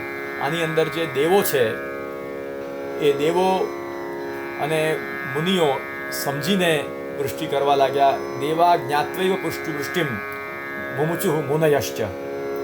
મુનિઓ અને દેવોને જ્ઞાન થયું કે અત્યારે ભગવાનનો આવિર્ભાવ થયો છે, માટે સમજીને એ લોકોએ પુષ્પવૃષ્ટિ કરી. આ જે મુનિઓ છે તે શબ્દબલ છે. શબ્દબલાહ મુનયઃ અર્થબલાહ દેવાહ ઉભયે પ્રામાણિકાહ સ્વસેવામ અભિજ્ઞતાંચ જ્ઞાપયિતુમ શુભસૂચનાર્થમ સુમનાંસી પુષ્પાણિ હર્ષેણ અન્વિતાહ મુમુચુઃ.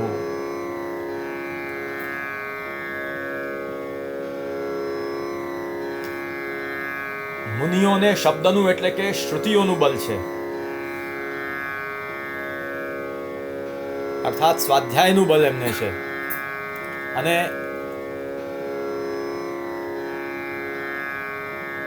અર્થબલાહા દેવાહા, અર્થ એટલે કોણ? શ્રુતિ દ્વારા પ્રતિપાદિત તત્વ કોણ છે? ભગવાન. વેદૈશ્ચ સર્વૈરહમેવ વેદ્યઃ, એટલે વાસુદેવ પરાવેદાહ, નારાયણ પરાવેદાહ, એટલે શબ્દનું બલ છે મુનિઓને, અને શબ્દનો જે અર્થ, શ્રુતિઓનો અર્થ કોણ? સાક્ષાત ભગવાન. એ ભગવાનનું બળ છે દેવોને. અથવા મંત્રરૂપ જે મંત્રાર્થ રૂપ જે દેવો,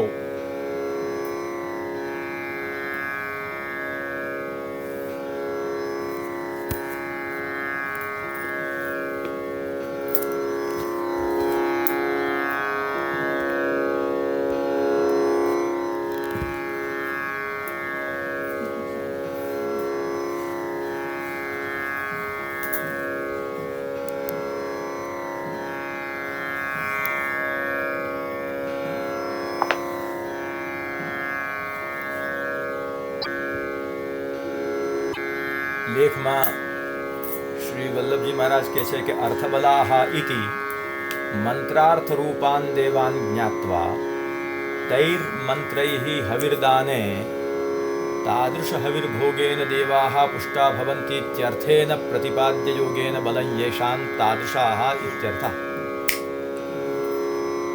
દેવોને મંત્રાર્થ રૂપ સમજીને તે મંત્રો વડે જ્યારે હવિર્દાન કરવામાં આવે ત્યારે તે હવિનો ભોગ કરવાથી દેવો પુષ્ટ થાય, અને એ રીતે અર્થથી બલ છે જેમનું એવા એ દેવો. આ રીતે દેવો અર્થ બલ વાળા છે. આ બંને પ્રામાણિક છે. પ્રમાણ એટલે વેદ. આ વેદથી સંબંધી મુનિઓ અને દેવો છે, વેદોપજીવક છે. આમ પૂર્વ શ્લોકની અંદર રૂપલીલા સંબંધીઓના ગુણ બતાડ્યા, અને અહીંયા નામલીલા સંબંધીઓના ગુણો કહેવામાં આવ્યા, અને ઉત્તરાર્ધની અંદર દોષાભાવ પણ બતાડવામાં આવ્યો. આ રીતે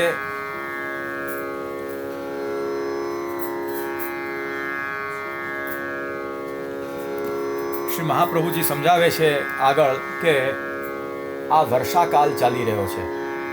અત્યારે ભગવાનનો જે પ્રાકટ્યકાલ છે એ વર્ષાકાલ છે, અને એ વર્ષાકાલની અંદર જો બિલકુલ જ મેઘ ન હોય, કારણ કે નિર્મલોડુ ગણોદયમ, આકાશ સ્વચ્છ થઈ ગયું અને નિર્મલ તારાઓના દર્શન થવા લાગ્યા, એનો મતલબ એ કે તે વખતે ત્યાં બિલકુલ વાદળા નથી.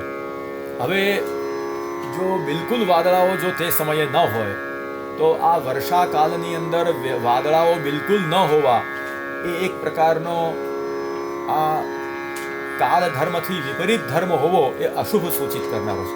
એ અશુભ કર્મ મનાય. જે ઋતુમાં જે ધર્મો પ્રકટ થવા જોઈએ ન થાય તો એ અશુભ જેવું ગણાય. વર્ષાકાલ હોય ને મેઘો હોય જ નહીં તો આ અશુભ કહેવાય. એટલે મેઘોનું પણ તે સમયે ત્યાં કંઈક કાર્ય થયું છે, અને એને કારણે ત્યાં શુભ વર્તાઈ રહ્યું છે. એ વસ્તુ જલધરાહા મંદમ મંદમ સાગર નિકટે જગરજુહુ, સાગરની પાસે મંદ મંદ ગર્જના કરવા લાગ્યા એમ કહેવામાં આવ્યું છે. આ રીતે દેશકાલ અને એ દેશકાલની અંદર અને ઋતુના પણ ગુણો કહીને રાત્રિના અને તેના મુહૂર્તના હવે ગુણોનું વર્ણન કરતા સુખદેવજી સમજાવી રહ્યા છે. દિશીથે તમ ઉદ્ભૂતે, નિશીથે તમ ઉદ્ભૂતે જાયમાને જનાર્દને દેવક્યામ વિષ્ણુરૂપિણ્યામ વિષ્ણુ સર્વગુહાશયઃ આવિરાસીદ યથા પ્રાચ્યાન દિશિન્દુરિવ પુષ્કલઃ.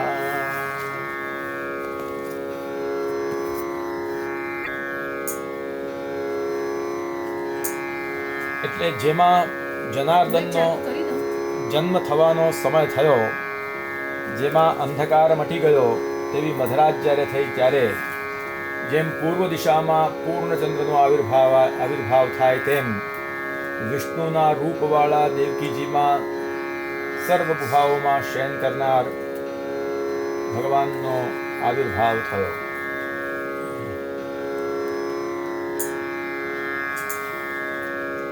નિશીથે તમ ઉદ્ભૂતે. નિશીથ એટલે અર્ધરાત્ર. શ્રી મહાપ્રભુજી એમ સમજાવે છે કે અર્ધરાત્રમ નિશીથમ પંચચત્વારિંશત ષટ્ચત્વારિંશત ઘટિકાદ્વયમ. 45 અને 46મી ઘડી, આ બે ઘડીનો કાલ એ અર્ધરાત્ર નિશીથ છે અને એ સમયે કોઈ દોષ નથી એ સૂચિત કરી રહ્યા છે કે તમ ઉદ્ભૂતે, તમ ઉદ્ભૂતમ ઊર્ધ્વમ ભૂતમ નિવૃત્તમ યસ્મિન. તે સમયે અંધકાર દૂર થઈ ગયો છે. જાયમાને જનાર્દને, દોષ એનો ચાલ્યો ગયો છે અને તે સમયે ગુણ કયા કે ભગવાન તે સમયે પ્રકટ થઈ રહ્યા છે. જાયમાને જનાર્દને. યાવતા ગુણેન જનાનામ અવિદ્યા મર્દયતી સર્વ અવિદ્યાનાશક પ્રાદુર્ભવતી તાદૃશ ગુણવાન. એટલે જનાનામ અવિદ્યામ અર્દયતી ઇતિ જનાર્દન. લોકોની અવિદ્યાને જે દૂર કરે તે જનાર્દન. એ જનાર્દનના પ્રકટ થતા જાયમાને જનાર્દને એ જ્યારે પ્રકટ થઈ રહ્યા છે તે વખતે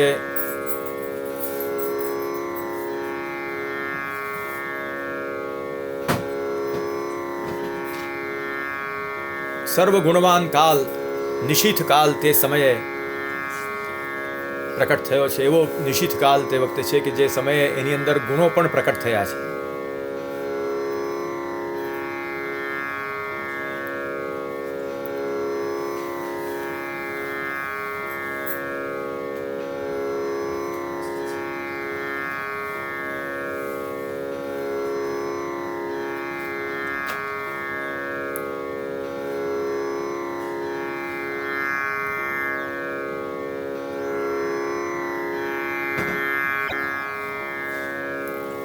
આ રીતે આ સંદર્ભની અંદર શ્રી મહાપ્રભુજી સમજાવે છે કે એવમ સંદર્ભે ભગવતઃ અવતારત્રયમપ્યુક્તમ સર્વધર્મ સંરક્ષક અનિરુદ્ધ સર્વમુક્તિદાતા અજ્ઞાન નિવૃત્તિ દ્વારા સંકર્ષણ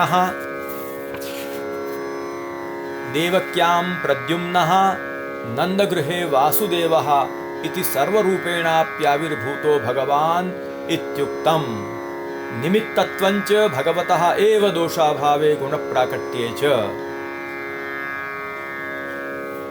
શ્રી મહાપ્રભુજી સમજાવે છે કે આ સંદર્ભની અંદર અહીંયા 3 વ્યૂહનું પ્રાકટ્ય, 3 વ્યૂહ સહિત ભગવાનનું પ્રાકટ્ય અહીંયા મથુરામાં થયું છે. એ અને વાસુદેવ વ્યૂહનું આગળ કહેવામાં આવશે કે વાસુદેવ અત્રૈવ આવિર્ભૂત ઇતિ સિદ્ધાંત. એટલે એમ સમજાવી રહ્યા છે કે અહીંયા અવતારત્રય આ સંદર્ભની અંદર સૂચિત કરવામાં આવ્યા છે. અહીં બહુ ધ્યાનથી સમજવાનું છે. મનામ સ્યાસન પ્રસન્નાની સાધૂનામ અસુરદ્રુહામ જાયમાને જને તસ્મિન નેદુર્દુંદભયો દિવી. જાયમાને અજને શબ્દથી અનિરુદ્ધ વ્યૂહનું પ્રાકટ્ય બતાડ્યું છે. અનિરુદ્ધ વ્યૂહનો ઉલ્લેખ કર્યો છે. કારણ કે મનામ સ્યાસન પ્રસન્નાની સાધુનામ અસુરદ્રુહામ, એનાથી રક્ષા કાર્ય કહેવામાં આવ્યું છે. ધર્મ રક્ષાનું કાર્ય અનિરુદ્ધ વ્યૂહનું કાર્ય છે. અસુરદ્રુહામ સાધુનામ મનાંસી પ્રસન્નાની આસન. અસુરો જેમનો દ્રોહ કરે છે એવા સાધુ પુરુષોના મન પ્રસન્ન થયા. એ ક્યારે થાય? જ્યારે ધર્મની રક્ષા થાય ત્યારે. ધર્મ રક્ષાનું કાર્ય કોનું છે? અનિરુદ્ધ વ્યૂહનું છે. આ રીતે અનિરુદ્ધ વ્યૂહનું કાર્ય ધર્મ રક્ષાનું છે. આનાથી સૂચિત થયું મનામ સ્યાસન પ્રસન્નાની સાધુનામ અસુરદ્રુહામ જાયમાને જને તસ્મિન નેદુર્દુંદુભયો દિવી. ત્યાર પછીથી નિશીથે તમ ઉદ્ભૂતે જાયમાને જનાર્દને. જનાર્દન શબ્દ વાપર્યો, એનાથી સંકર્ષણ વ્યૂહનું પ્રાકટ્ય સૂચિત થયું છે. કારણ કે જનામ અવિદ્યામ અર્દયતી ઇતિ જનાર્દન, એ વ્યુત્પત્તિ પ્રમાણે અજ્ઞાનનું પ્રલય કરનારા, અજ્ઞાનને દૂર કરનારા, અજ્ઞાનનો પ્રલય કરનારા કોણ છે? સંકર્ષણ. જનાર્દન શબ્દથી અજ્ઞાનનો પ્રલય કરનારા એવું સૂચિત થયું. જનામ અવિદ્યામ અર્દયતી ઇતિ જનાર્દન. અવિદ્યાનો જે નાશ કરે તે જનાર્દન. અવિદ્યાનો નાશ કર્યો એટલે શું? અવિદ્યાનો પ્રલય કર્યો. આ રીતે પ્રલય કરતા કોણ છે? સંકર્ષણ છે. પ્રકૃષ્ટ લય કરી નાખ્યો, એ કાર્ય કોનું છે? સંકર્ષણનું છે. આ રીતે જાયમાને જનાર્દને, નિશીથે તમ ઉદ્ભૂતે જાયમાને જનાર્દને, આ શબ્દો દ્વારા અહીંયા સંકર્ષણ વ્યૂહનું પ્રાકટ્ય બતાડવામાં આવ્યું છે. અવિદ્યા કાર્યરૂપી જે અજ્ઞાન,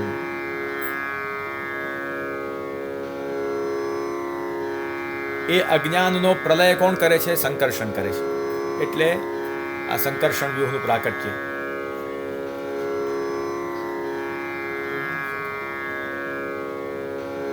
કારણ કે પંચમ સ્કંધની અંદર કહેવામાં આવ્યું છે,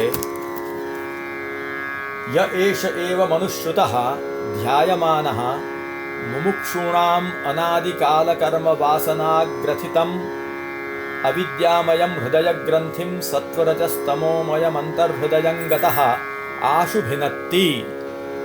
આ શબ્દોની અંદર આ વસ્તુ સમજાવવામાં આવી છે કે અનાદિકાલ કર્મ વાસના ગ્રથિતમ અવિદ્યામયમ હૃદય ગ્રંથિમ, અવિદ્યામય હૃદય ગ્રંથિનો જે ભેદન કરી નાખે છે, એનાથી અવિદ્યા કાર્યરૂપ જે અજ્ઞાન, એ અજ્ઞાનનું પ્રલય એ સંકર્ષણનું કાર્ય છે એમ સિદ્ધ થાય છે. અને એ સંકર્ષણનો નિર્દેશ જનાર્દન શબ્દથી કરવામાં આવ્યો. કારણ કે જનામ અવિદ્યામ અર્દયતી ઇતિ જનાર્દન. અર્દયતી એટલે કે નાશયતી. આ રીતે મનામ સ્યાસન પ્રસન્નાની સાધૂનામ અસુરદ્રુહામ જાયમાને જને, ત્યાં અનિરુદ્ધ વ્યૂહનું પ્રાકટ્ય, અને નિશીથે તમ ઉદ્ભૂતે જાયમાને જનાર્દને, જાયમાને જનાર્દને કહેવાથી ત્યાં સંકર્ષણ વ્યૂહનું પ્રાકટ્ય. અને ત્યાર પછીથી નિશીથે દેવક્યામ વિષ્ણુરૂપિણ્યામ, અહીંયા દેવક્યામ વિષ્ણુરૂપિણ્યામ, વિષ્ણુરૂપિણી એવી દેવતા દેવકી, એ શબ્દોથી કોનો ઉલ્લેખ થયો? પ્રદ્યુમ્ન વ્યૂહનો ઉલ્લેખ થયો છે. વિષ્ણોઃ રૂપમ વિદ્યતે યસ્યામ, વિષ્ણુનું રૂપ છે વિદ્યમાન જેમનામાં, એવી વ્યુત્પત્તિથી વિષ્ણુ દેવક્યામ વિષ્ણુરૂપિણ્યામ, દેવકીજીને આગળ એક વિશેષણ મૂક્યું, વિષ્ણુરૂપિણ્યામ દેવક્યામ. વિષ્ણુરૂપિણી એટલે શું? વિષ્ણોઃ રૂપમ વિદ્યતે યસ્યામ, જેની અંદર વિષ્ણુનું રૂપ વિદ્યમાન છે. અહીંયા વાસુદેવ પ્રદ્યુમ્ન વ્યૂહનો ઉલ્લેખ કર્યો. કેવી રીતે? કે પ્રદ્યુમ્નસ્ય વસુદેવ મનસ્યાવિષ્ટસ્ય પૂર્વોક્તેન અલૌકિક પ્રકારેણ દેવક્યામ સમાગમનાત દધાર સર્વાત્મકમાત્મભૂતમ કાષ્ઠા યથાનંદકરમ મનસ્તઃ. આગળ કહેવામાં આવ્યું છે કે વસુદેવજીના હૃદયની અંદર જે તેજ પધાર્યું તેને પોતાના મનથી દેવકીજીએ ધારણ કર્યું. તો એ જે ધારણ કર્યું એનાથી એ વિષ્ણુરૂપિણી કહેવાય દેવકીજી. એ વિષ્ણુરૂપ એટલે કયું? વિષ્ણુનું રૂપ, પ્રદ્યુમ્ન રૂપથી એમણે એમને ધારણ કર્યા. તો આ રીતે દેવક્યામ વિષ્ણુરૂપિણ્યામ શબ્દની અંદર પ્રદ્યુમ્ન વ્યૂહનો ઉલ્લેખ આવ્યો. જાયમાને અજને શબ્દથી અનિરુદ્ધ વ્યૂહ, જાયમાને જનાર્દને શબ્દથી સંકર્ષણ વ્યૂહ, દેવક્યામ વિષ્ણુરૂપિણ્યામ શબ્દોથી પ્રદ્યુમ્ન વ્યૂહ. અને હવે સાક્ષાત પુરુષોત્તમનો ઉલ્લેખ આવી રહ્યો છે. વિષ્ણુ સર્વગુહાશયઃ આવિરાસીદ યથા પ્રાચ્યાન દિશેન્દુરિવ પુષ્કલઃ. વિષ્ણુ સર્વગુહાશયઃ, સર્વના હૃદય ગુહાની અંદર વિરાજમાન એવા વિષ્ણુ, સર્વવ્યાપક એવા પ્રભુ, એ આવિર્ભૂત થયા. જેમ પૂર્વ દિશાની અંદર ચંદ્રમાનો આવિર્ભાવ થાય તેમ વિષ્ણુના રૂપવાળા દેવકીજીમાં સર્વના હૃદયાકાશની અંદર વિરાજમાન સર્વવ્યાપક એવા પ્રભુ એ આવિર્ભૂત થયા. જેવી રીતે પૂર્વ દિશાની અંદર પૂર્ણ ચંદ્રમાનો આવિર્ભાવ થાય છે. બરોબર છે. તો